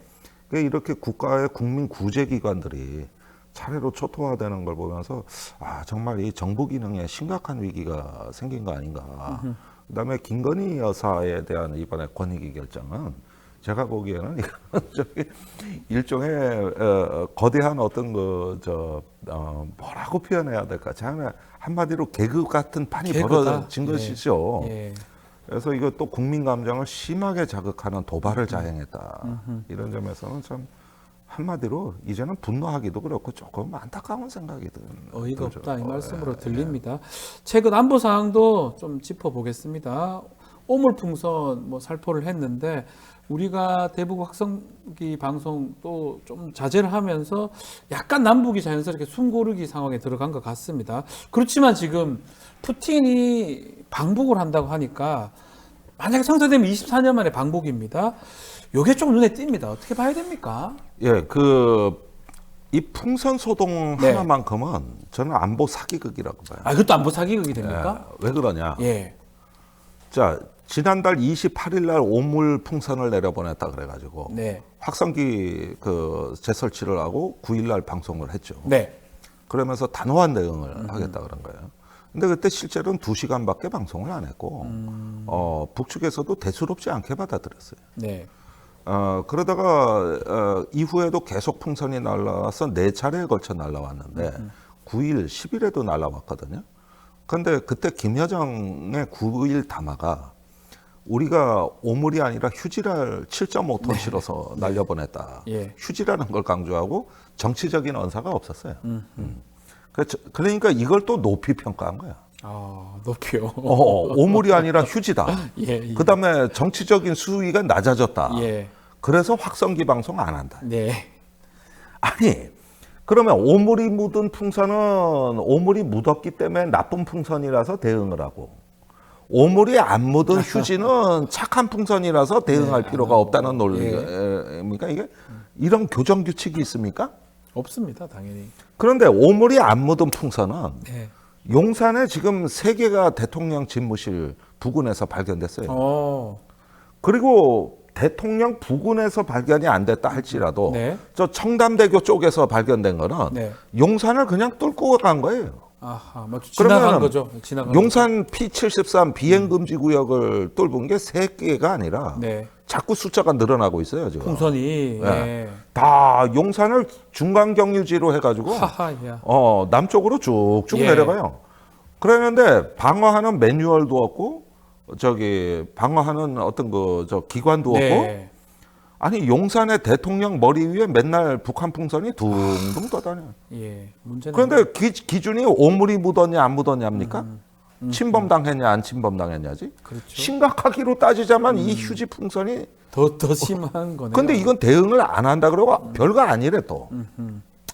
그러면은 유사시에는 여기다가 배터리하고 프로펠러를 풍선에 장착하면 네. 군사적 용도로 사용이 가능하거든요. 그렇죠. 정찰용도 될 수 있고 공격용도 될 수 있고 여러 가지 용도로 되고 우리가 전사해 보면 이런 실전에서 풍선 공격 사례가 많아요. 아하. 그러면은 이런 걸 통해서 아무 일도 아닌 걸로 넘어가는 또 속내는 뭘까? 처음부터 남이나 북이나 이걸로 피곤하게 소모전을 하고 싶지 않았던 거예요. 처음부터. 예. 그러는데 상대방한테 뭘 보여주고는 싶고 이러다가 억지로 긴장이 고조되다가 에이 서로 그냥 그만두고 만 거란 말이에요. 아하, 그렇게 봐야 되는. 그런데도 미국에서는 예. 한국 정부가 저 무슨 짓 할지 모른다 그래서 럭케메라 유엔 사령관이 나오고 저기 주한 미국 대사가 나오고 해서 연일 한국 정부에 대한 견제 발언을 하고 있습니다. 네, 지금. 뭐 이상한 짓 하지 말라고 얘기를 하죠. 네. 예. 그러니까 미국도 불안한 거예요. 미국이. 예. 네, 그러니까 지금 상황은 자 이럴 거라면은 뭐하러 확성기를 처음에 설치해가지고 어차피 이후에 진짜 문제 될 때 방송하지도 못할 걸 가지고 네. 뭐하러 저기 이걸 설치해가지고 괜히 건드려서 동맹국을 걱정이나 끼치고 아유, 예. 거기에다 접경 지역 주민들 불안하게 하고. 괜히 한 것이다. 예. 예. 지금 저기 경찰하고 탈북자 전두환 살포하는 단체하고 간담회 들어갔습니다. 네. 이제 막으려는 거야 또. 그렇군요. 그럼 뭐하러 표현의 자유라고 처음에 하고 일부러 그걸 부추기고 앞뒤가 하나도 안 맞아요. 이게 앞뒤도 하나도 안 맞아요. 자, 그러면 이게 안보 사항을 조금 이용하려고 했다고 봐야 됩니까, 정부가? 그러니까 처음에는 의도는 있었던 것 있었지만, 같아요. 네. 그런데 상황이 여의치 않은 거예요. 자, 바로 이 점이 지난번 3월에 한미연합훈련 때 미국이 전략자산을 단 한 개도 안 보냈습니다. 그 바람에 민주당이 선거 편하게 치른 겁니다. 네. 분명히 그때 역대급 전략자산이 온다고 예고를 그렇죠. 한국 정부가 하고 했었는데, 있었는데 네. 왔었으면 분명히 북한이 반응했을 거고 이 북한의 변수가 분명히 선거에 들어오는 총선에, 판이었어요. 예. 그런데 거짓말같이 아무 일 없이 지나갔습니다. 네. 이거는 미국이 비협조를 한 것이죠. 그래서 야당이 어떻게 보면 아주 편한 선거를 오랜만에 총선에 북한 변수가 전혀 없이, 없는 이런 네. 선거를 치른 건데 이번에 그 상황이 또 재판이 되고 있다. 아하. 그래서 우리가 뭘 하려고 그러면 반드시 견제가 들어오고 이렇게 하면서 스리슬쩍 없던 일이 되고 이런 행태의 반복이라는 건 뭐냐면 미국은 세계 전쟁을 할 수 없다. 전쟁이 지금 전쟁 구역이 중동도 있고 뭐 우크라이나도 가자지구도 있고. 있고. 지금 상당히 그래서 심각하잖아요. 그런데 세계 전쟁을 할 수 없다는 이런 미국의 자기들 전략적 판단이 있는 아하. 것이고 그런 데서 저기 뭔가 자꾸 윤석열 정부가 일탈적인 어떤 언행을 해온 겁니다. 근데 최근에 제가 미국의 뭐 중요한 공직에 있는 책임자를 만났는데 뜻밖의 질문을 하는 거예요. 이 사람들이 윤석열 정부를 어떻게 의심하는가가 난 그 말에서 깨달은 건데 어떤 겁니까? 최근에 국방부에서 국방혁신 4.0 예. 그 AI와 로봇, 드론을 동원한 국방혁신을 갖다 연구 중에 있습니다. 그걸 유심히 본 것 같아요. 예. 저런 국방부의 흐름이 또 다른 북한과의 뭔가 새로운 긴장을 초래하려는 의도는 없느냐. 아니 그 AI와 드론은 전 세계가 다 지금 관심이 있는 거고 그런데 그런 당연한 일조차도 의심하더라고요. 의심을 하고 있다. 그 정도로. 당연한 일도 의심한단 네. 말이에요. 사실 AI와 드론은 그 조금 허상이 있는 건 사실이에요. 그렇죠. 그런데 예. 이런 문제들까지도 그렇게 바라보는 것도 그것도 미국의 게 정치 군사 분야에 좀 이렇게 지식이 있는 분들조차도 저런 얘기를 하는구나 네. 이런 걸 보면은 꽤나 한국 정부가 불안하긴 한 자, 모양이에요. 그러면 북한의 어떤 도발이나 아니면 국지전이나 이런 것들은 어떻게 보십니까? 아니 그러니까 여기서 더 놀라운 얘기가 예. 나오는데 예. 북한이 연초에 백령도 연평도에 수백 발 포탄을 쏜 적이 있습니다. 네. 그때 우리 정부가 북한이 포탄 도발을 했다 그랬어요. 즉시 미국의 개입이 들어왔는데 우리가 보기에는 그거에 도발이란 말을 쓰는 걸 용납 못하겠다. 도발. 예. 도발이라 그러면 예. 한미 유엔사 정전식 교정규칙상 대응하게 돼 있다. 비례적으로. 그렇죠. 근데 이거는 한국 정부가 쏘니 미국이 쏜 거고, 북한이 쏜 거고, 이게 어떻게 도발이냐? 네. 이건 도발이 아니라 위협이다. 아하. 그래야 우리가 대응을 안 해도 위협이다. 예. 그 항의 때문에 아하. 그 뒤로 북한의 어떤 해상포 미사일에 대해 가지고 우리 정부가 도발이라는 용어를 못 씁니다. 위협이다 이렇게 표현하는군요. 네. 도발이면 바로 대응을 해야 되는데 대응하게 되면 뭐 그만큼은 그리고 쏴야 될 거 대응한 아니에요? 적도 없어요. 한 적도 없고. 그러니까 이 이야기가 멋모르고 한 번 1월에 우리 정부가 도발이라고 하니까 언론은 멋모르고 다 도발이라 그래요. 네. 근데 그걸 언론만 쓰는 용어지 정부는 공식적인 표현으로 도발이란 표현을 지금 석 달째 못 쓰고 있어요. 네. 이건 굉장히 중요한 대목이거든. 그러니까 이건 미국의 개입 미국이 사실 뭐 작전 통제권도 갖고 있고 미국이 세계 전쟁 못 하니까 네. 한국에서는 아무런 일이 일어나면 안 된다 이렇게 보는 겁니까? 그래서 북한이 포 쏜 것도 도발이 아니라고 이 공식 입장이 전달돼 왔다니까. 이런 얘기를 이건 좀 하기 유엔사 이야기야. 그렇지만 미국 때문에 크게 뭐 안보적으로는 나쁘진 않 이게 표현이 맞습니까? 아니 그러니까 미국 상황이 지금 선거도 있고 11월 달에. 미국이 지코가 석자라서. 예. 그다음 북한은 또 어떠냐면 예. 북한도 사정이 있는 겁니다. 아하. 다음 달에 푸틴이 이제 북한에 오는 온다니까. 거고 예. 이런 여러 가지 일들이 있어요. 지금 그쪽도 바빠요. 자, 이래고 민생이 급합니다. 네. 자, 그렇다고 보면은 역시 한반도 정치라는 것이 예나 지금이나 강대국 정치의 기본 틀에서 움직인다는 어떤 그 지정학은 불변이다. 네. 그런데 자꾸 우리는 한반도가 뭘 중심으로 보는 소위 말하는 한반도 천동설에 아직도 그 프레임이 묶여 있는 우리 스스로를 과대평가하지 마라. 이거는 어떤 강대국 정치의 그 민감성이 오히려 더 커졌다. 오히려 미국, 최근으로 올수록 러시아, 뭐 중국 등등 더 커진 거예요. 그게 돌아가는 게 우리가 더 크다. 그걸 더 주시해야 된다. 이 아니, 말씀이죠. 그렇습니다. 예. 알겠습니다. 조금 얘기 들어보니까 저는 걱정을 많이 했었는데 조금 덜 걱정해도 되나 그래서 이런 아무 생각도 일- 들고요. 아니, 예. 아니 똥에 안 묻은 풍선이라고 괜찮다고 얘기하면 대통령 머리 위가 뜰려도 대응 안 한다는데 그러니까요. 용산으로 이전한 그 문제점도 은폐하려고 하다 보니까 얘기를 못 하는 거죠. 그런 황당한 상황이 지금 펼쳐진 거예요. 지금 상황. 예. 알겠습니다. 자, 오늘 말씀 여기까지 들어야 될 것 같습니다. 지금까지 김종대 전 의원과 함께했습니다. 고맙습니다. 감사합니다. 뉴스 인사이다 1부 끝내기 전에 안내 말씀 드리겠습니다. 내일 2시 공개 방송 진행을 합니다. 미처 신청 못 하시는 분들을 위해서 라이브로 공개할 예정이니까요. 많은 시청 부탁드리겠습니다. 잠시 뒤 뉴스 인사 프라임 진행이 됩니다. 오늘 문희정 평론가, 일리아 교수와 함께하는 세계와 K 코너 준비가 되어 있습니다. 어디 가지 마시고요. 조금만 기다려 주십시오.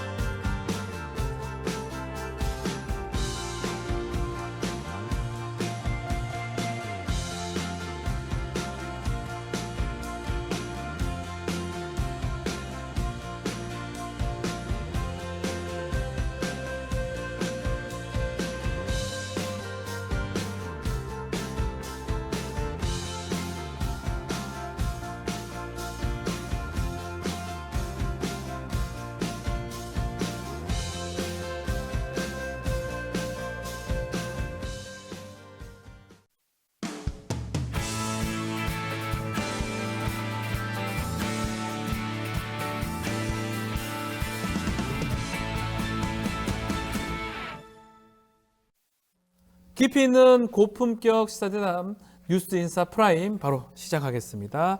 자, 매주 금요일 코너 세계와 K죠. 이 시간에 세계 속의 한국, 우리가 알아야 할 세계 소식 이야기를 해보겠습니다. 문희정 평론가, 일리아 벨라코프 교수님과 함께합니다. 안녕하십니까? 네, 안녕하세요. 자, 이번 주 또 일리아 교수님 나오셨으니까 러시아 소식이 또 있어요. 이것도 궁금해서 질문을 좀 많이 드려봐야 될 것 같아요. 푸틴 대통령이 이제 북한에 간다고 합니다. 24년 만에 이제 북한으로 가는데 어떻게 봐야 됩니까? 어떤 의도입니까? 이거 좀 분석 좀 해주십시오.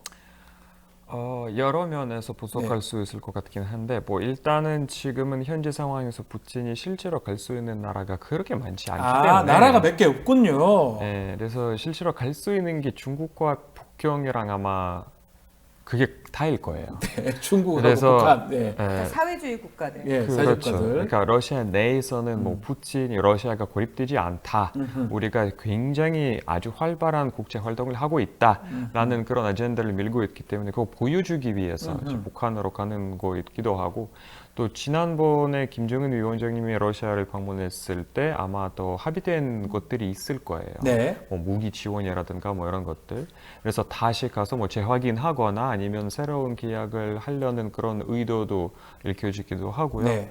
뭐 여러 가지 그런 아젠다가 있는 것 같습니다. 그 얘기 들어보면 갈 데가 별로 없다 이렇게 읽혀집니다.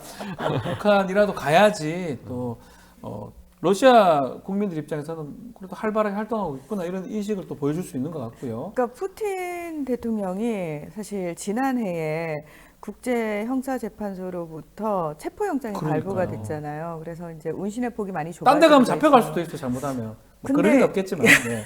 그렇죠. 감히 푸틴을 체포해가지고 예 국제형사재판소에 넘길 수 있는 배포가 큰 나라는 별로 없을 거라는 생각이 없겠죠. 들고 네. 왜냐하면 러시아는 몇 배로 보복한다가 네. 예, 공식화돼 있는 나라잖아요. 예. 그래서 그 무장 조직들도 가장 두려워하는 나라는 네. 러시아거든요.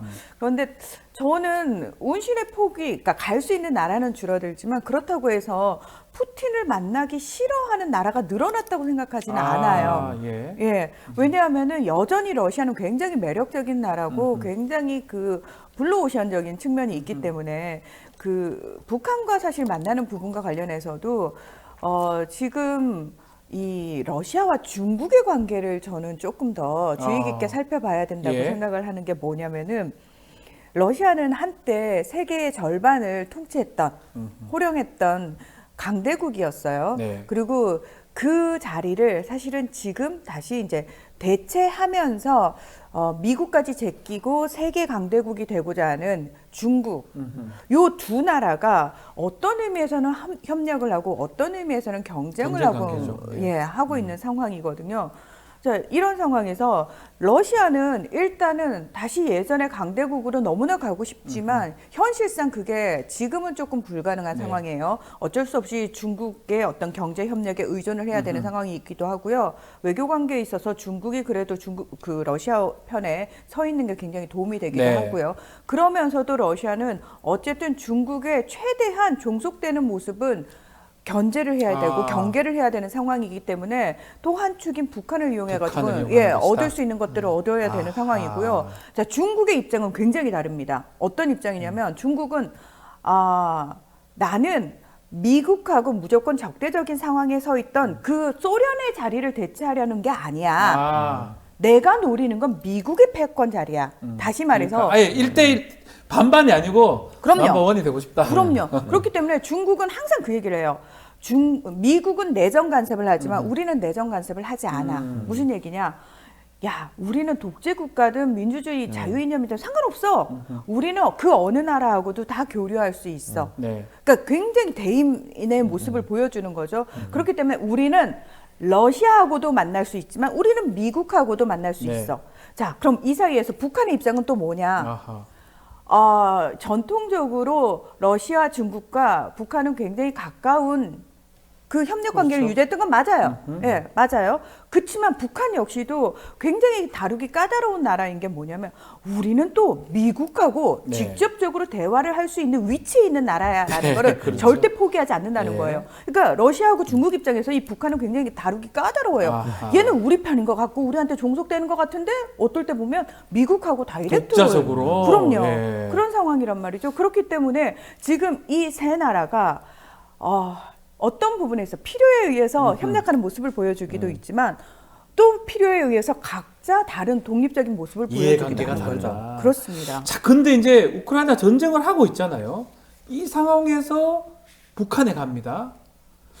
북러 정상, 뭐 김정은, 푸친 두 사람이 만날 건데 어떤 이야기를 할까요?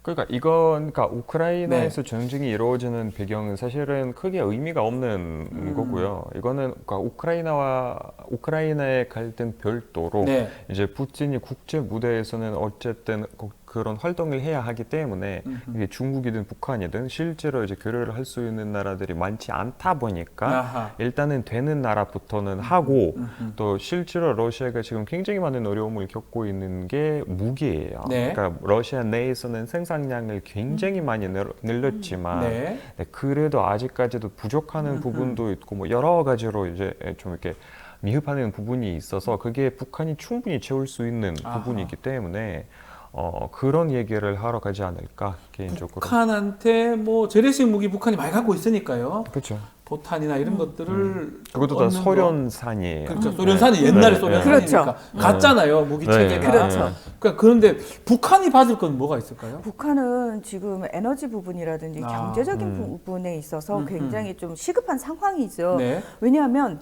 중국에는 예전에는 중국이라는 큰 형님이 정말 순망치한처럼 이와 잇몸의 사이처럼 네. 엄청 돈독했다면 김정은 후기 때부터 시진핑 들어서면서부터 김정일 후기 그리고 시진핑 들어서면서부터 북중 관계가 그렇게 예전만큼 끈끈하지 않거든요. 네. 특히나 김정은으로 내려올수록 더더욱 그런 부분들이 왜냐하면 동상이몽이 시작됐으니까 중국은 이제 더 이상 북한에만 매몰되는 또는 무조건 북한을 싸고 도는 입장을 보이지 않거든요. 그러니 북한 입장에서도 그걸 다 담당해주던 중국이 지금 그 역할을 슬쩍 발을 빼고 있단 네. 말이에요. 그럼 그 역할을 대신해줄 수 있는 나라가 필요한데 그 나라로 대체제로 떠오른 곳이 러시아란 러시아. 말이죠. 예. 예. 게다가 북한은 또 자체적으로 뭔가 어떤 미국이라든지 다른 나라의 독립적인 변수로 활동하기를 원해요.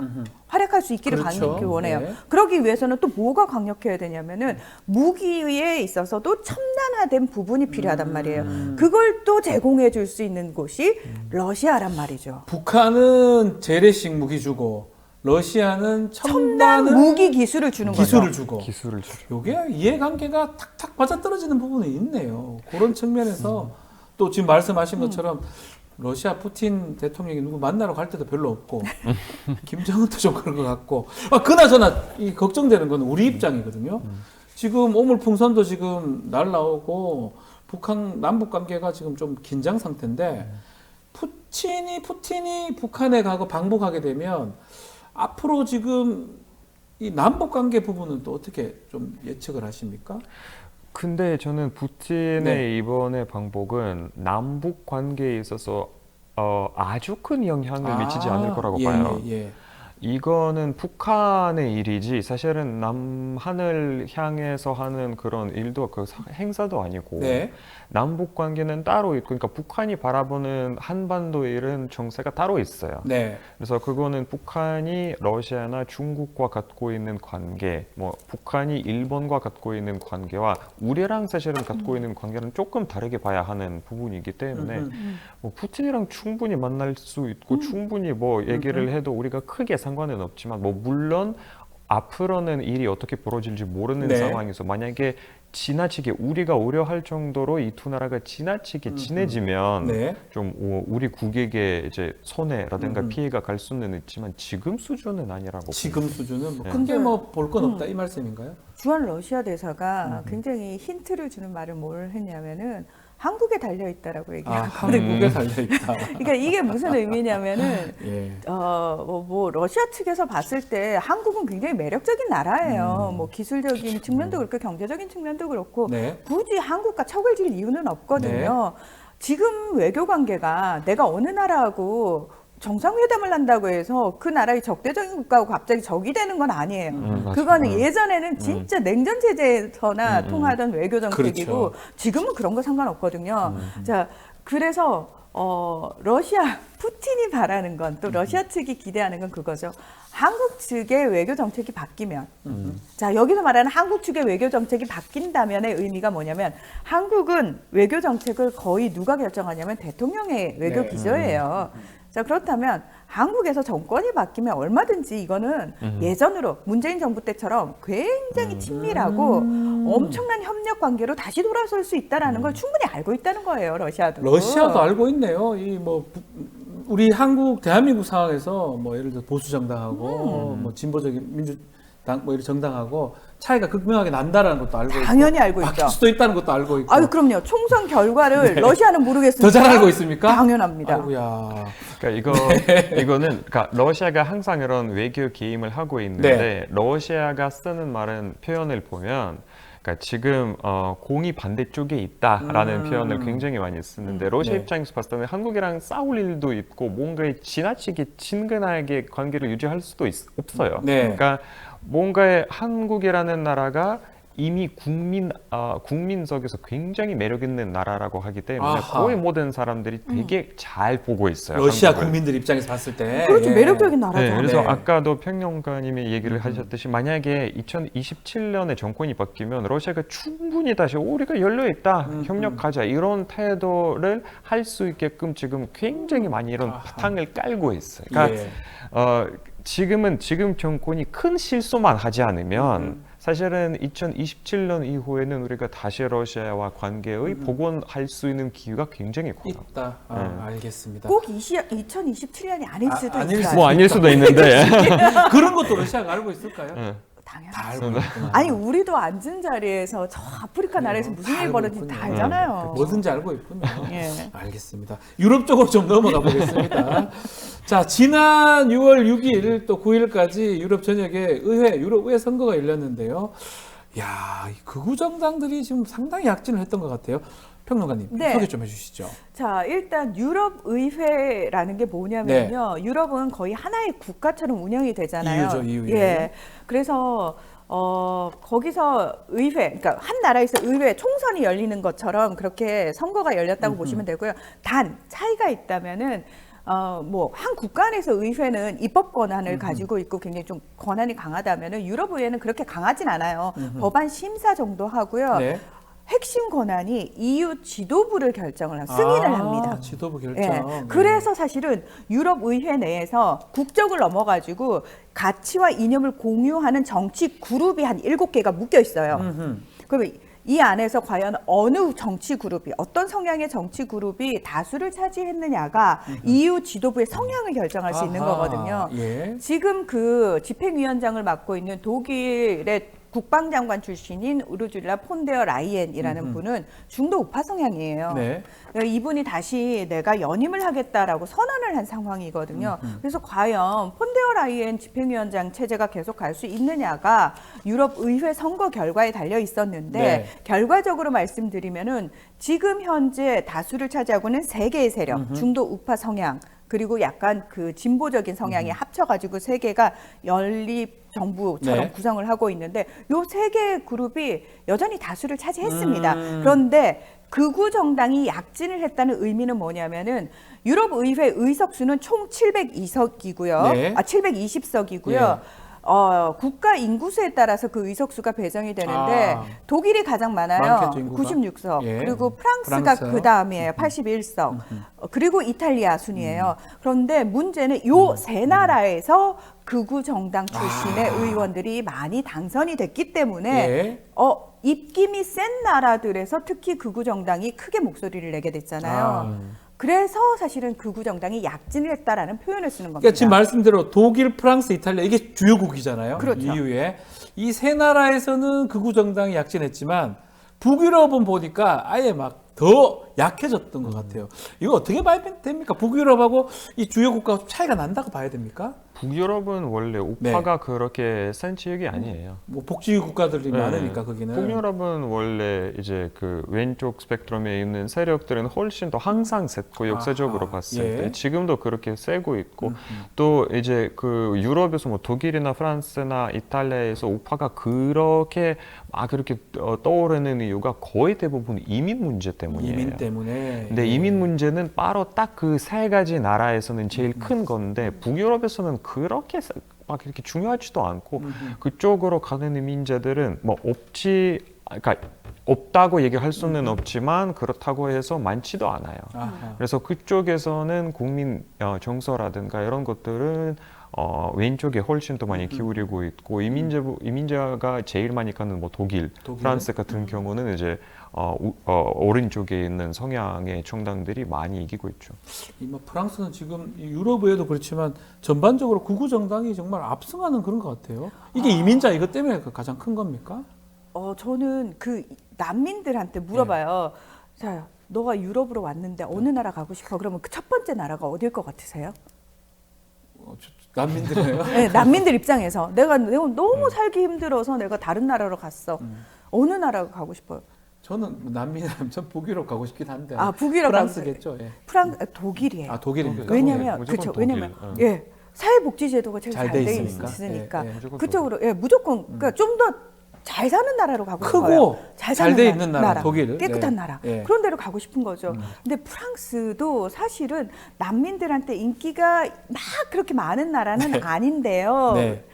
그럼에도 불구하고 프랑스가 예전에 기억하시겠지만 아프리카 대륙에 엄청난 식민지를 가지고 있었어요. 북아프리카 쪽에 많이 프랑스가 갔었었죠. 그렇습니다. 그러면 내가 그쪽 출신이고 불어를 할 수 있어요. 그럼 내가 난민이에요. 그럼 어디로 가고 싶어요? 프랑스 프랑스 가죠. 가는 게 가장 프랑스 유리한 가죠. 거예요. 예. 그리고 사실 프랑스는 그러니까 본인이 본국으로서 거의 50년대, 60년대 그 나라들이 독립을 했거든요. 맞아요. 그럼에도 불구하고 여전히 그 나라들에 대한 영향력을 놓지 않으려고 아주 애를 쓰고 있어요. 그런 게 있네요. 예. 예. 프랑스는 그런 욕심을 여전히 가지고 있으면서 동시에 의도적으로 그래서 그 나라 출신들의 사람들 많이 받아들였어요. 그러다 보니까 이 난민들 입장에서는 아니 야 너네가 우리 식민지 배해가지고 우리 못 살게 만들어가지고 네.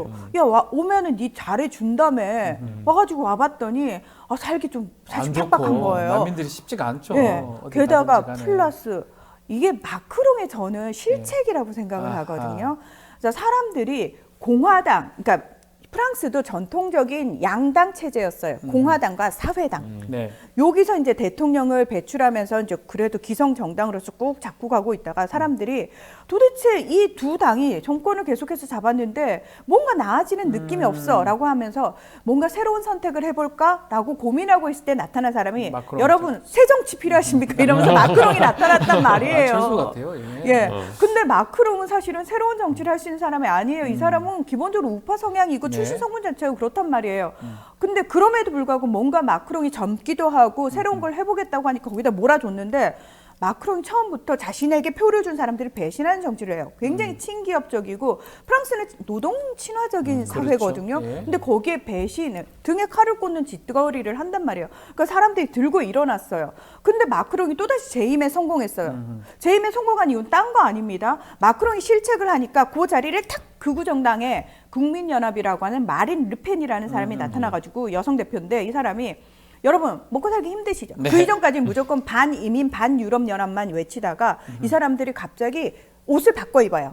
굉장히 민생 친화적인 네. 옷을 바꿔 입으면서 막 민중들한테 다가가가지고 먹고 사는 얘기를 하기 시작하니까 쟤네 원래 또라이 같은 소리만 하던 애들인데 사람 약간 정상인데? 라는 느낌을 들면서 마린 예. 르펜이 막 올라가요. 그러니까 예. 마크롱을 견제하기 위해서 그 견제 심리로 마린 르펜이라는 극우 정당의 대표가 올라가기 시작하는데 다시 그 마크롱이 재선을 네. 성공하게 된 이유도 뭐냐면 결선 투표. 그러니까 프랑스는 과반 이상을 얻지 못하면 결선 투표로 투표가 있죠. 가잖아요. 예. 결국 결선 투표에서 또다시 마크롱하고 르펜이 붙었어요. 그러니까 프랑스 사람들이 고민을 하는 거예요. 난 마크롱이 너무 싫은데 그래도 극우가 대통령 되는 건 아니잖아. 라고 해서 마크롱이 재선이 된 거거든요. 자, 마크롱의 실책이 지금 저는 극우 정당의 부상을 불러왔다. 이건 마크롱 책임입니다. 프랑스 얘기 좀 해보죠. 프랑스 뭐 좀 자연스럽게 프랑스 얘기로 되는 건데 프랑스가 지금 극우 정당이 득세한 상황입니다. 그 지금 우리 평론가님 말씀대로라면 마크롱 대통령의 어떤 실책이 컸다고 지금 보이는 것 같은데요.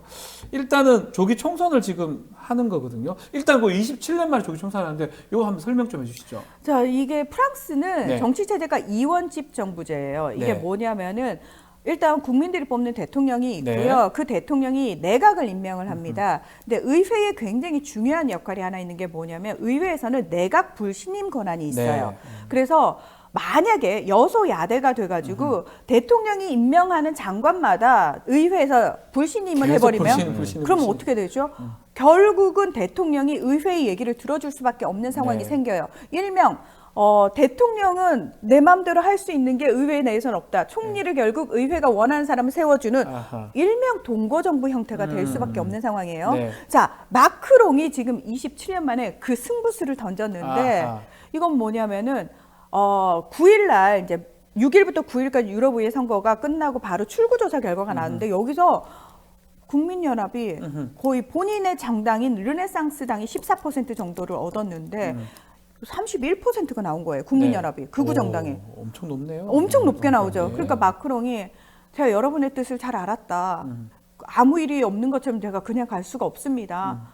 여러분한테 다시 한번 선택권을 드리겠습니다. 이러면서 총선을 새로 하는 총선을 거군요. 예, 의회 해산을 해버린 거예요. 야, 이제 근데 문제는 지금 말씀대로 조르당 바르델라 연합 대표죠. 국민연합 대표인데 이 사람이 지금 젊은 유권자 인기도 많다 하고 앞으로 좀 어떻게 되는 거 어떻게 보십니까? 이게 지금 이 인물은 어떤 사람인 거 총리가 좀 되는 겁니까? 어떻게 봐야 됩니까?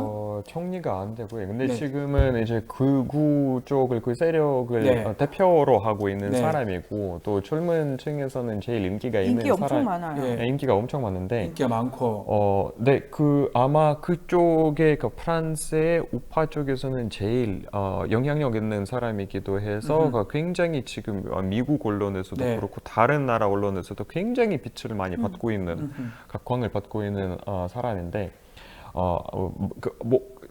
실제로 이제 선거를 해봤자 네. 이제 알 수는 있지만 네. 해봐야 알겠지만 해봐야 네. 알겠지만, 그러니까 저는 하고 싶은 게 그거예요.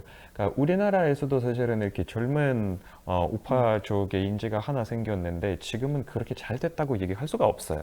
혹시 이준석 대표를 네, 말씀하시는 이준석 대표님 얘기를 하시는데. 바로 알아듣네요, 저희들이. 예. 네. 그러니까 무조건 라이징 스타가 있다고 정상에 오른다는 건 아니에요. 네. 그러니까 지금은 그렇게 인기가 있을 수도 있고 또 젊은 사람들은 언제든 왔다 갔다 할 수 있는 그런 상황이기 때문에 그것도 프랑스는 더욱더 그래요. 프랑스는 사실은 원래 나라 자체가 굉장히 왼쪽에 있는 나라예요. 나라 자체가 기본적으로 프랑스는 기본적으로. 우리가 다 알지 않습니까? 노동자의 네. 그럼요, 나라예요. 혁명의 지금은 나라인데. 이제 여러 가지 문제들이 생겨서 그 문제들을 이용해서 굉장히 말을 잘하고 있는 세력이 있는 것뿐이지 네. 사실상은 그거는 프랑스의 심기 그런 기본적인 스탠스가 아니에요. 그 이 바르델라라는 사람이 네. 이탈리아 이민자의 아들이거든요. 그런데 이 사람이 또 굉장히 이민자에 대해서 적대적이에요. 네. 그러니까 되게 아이러니예요. 굉장히 본인이 아이러니하잖아요. 이민자인데 네. 극우 정당의 이민자들인데, 대표다 네. 보니까 또 이민자 싫어하네요. 네. 근데요, 이게 이 아이러니 안에 네. 또 어떤 게 숨어 있냐면 저는 프랑스도 그렇고 벨기에도 그렇고 생각보다 인종차별이 굉장히 심각한 나라거든요. 심한 나라입니다. 이 사람이 이탈리아 이민자의 아들이잖아요. 네. 무슨 얘기냐면 같은 유럽인 백인의 이민자이기 때문에 이 사람은 거기서 또 나뉜다는 거예요. 아, 백인은 또 괜찮고 다른 또 아프리카나 다른 데 이민자는 안 된다. 네, 이 그걸 말이네요. 예, 그걸 엿볼 수 있는 게 뭐냐면 아. 우크라이나 난민에 대해서는 유럽이 굉장히 친화적이었어요. 우크라이나는 왜냐면 백인이니까 거기는. 그럼요. 백인이고요. 여기는 유럽인이에요. 예. 예. 그래서 사실은 이런 부분도 다 살펴보셔야 된다는 거. 야, 그러면 이제 총선하게 되면 마크롱 대통령 정책 생명은 어떻게 전망하십니까? 일단 끝나는 거예요? 마크롱은 본인이 대통령에 2번이나 당선될 때의 프랑스 시민들의 그 네. 지성 있잖아요. 거기에 도박을 건 거예요. 여러분이 또 설마 여러분은 저를 뽑아주실 때처럼 극우는 절대 안 되라는 마음으로 또다시 저희에게 힘을 주실 거죠? 그거가 있었기 때문에 된 맞아요. 거였거든요. 그러니까 마크롱이 너무 못돼 처먹은 게 프랑스 시민들 입장에서도 진짜 짜증날 거예요. 네. 그래, 네가 그걸 알면서도 우리 등에 칼을 꽂는 정책들만 골라서 해? 라는 식으로 열받았다는 거예요. 근데 중요한 과반 이상을 과연 이 극우 정당이 얻을 수 있을 것이냐가 핵심이잖아요. 네. 자, 여기에 대해서 진보 좌파 연합이 이미 발빠르게 움직이고 있단 말이에요. 진보 좌파 연합이. 예. 사람들이 선택할 수 있는 권한을 일단 우리 쪽으로 끌고 와야 돼. 그러면 제일 먼저 르네상스 당은 제가 봤을 땐 가장 의석수를 많이 잃는다. 그거는 네. 자명한 사실이에요. 그러면 과연 극우 정당인 국민연합하고 좌파 진보연합 중에서 어느 쪽이 더 많은 표를 얻을 것이냐. 네. 지금 여론조사 결과만 보면은 국민연합 쪽이 훨씬 많습니다만 여차하면은 진보 좌파 연합에서 표를 얻어가지고 르네상스 당하고 합칠 수가 있거든요. 네. 이렇게 연합을 만약에 하게 된다면 극우 세력을 견제할 수는 있겠죠. 있다. 예. 네. 알겠습니다. 프랑스 정치 상황도 좀 아주 심각하게 돌아가는데 요 하나만 좀 짚어봐야 될 것 같아요. 교수님 나오셨으니까 젤렌스키 우크라이나 대통령 임기가 5월 20일 날 사실상 종료가 됐는데 전쟁 상황이기 때문에 연기가 됐었어요. 이거 불법 아니냐 러시아에서 맹비난을 하고 있는 상황인데 러시아 입장에서는 교수님 젤렌스키 대통령 임기 이게 중요한 겁니까? 꼼수로 쓸 수 있기 때문에 지금 계속 그런 얘기를 내세우고 있죠. 이거는 사실 네. 불법인 게 아니라 우크라이나의 헌법을 보면 예. 계엄령 상황에서 대통령의 임기가 연장되어 있다라는 조항이 있어요. 이게 법에 돼 있기는. 있군요, 헌법에. 근데 러시아 내에서 그게 이제 대통령이 아니라 국회 얘기다. 그래서 뭐 아니다 막 이런저런 이제 꼼수를 쓰면서 얘기를 하고 있는 건데 그거는 소위 프로파간다일 뿐이고 불과하고 선동에 불과하고 또 러시아 입장에서 봐서는 그게 왜 중요하냐면 만약에 지금 러시아와 우크라이나의 같은 테이블에 앉아서 어떤 협의를 해요. 그러면 그거는 당연히 러시아 측은 푸틴, 우크라이나 측은 젤렌스키일 텐데 나중에 이게 다 테이블을 다 엎히고 우리는 그런 협의를 안 했다라고 할 수 있는 꼼수는 바로 이거예요. 나중에 우리가 젤렌스키가 했잖아. 근데 젤렌스키는 대통령이 아니잖아. 무효.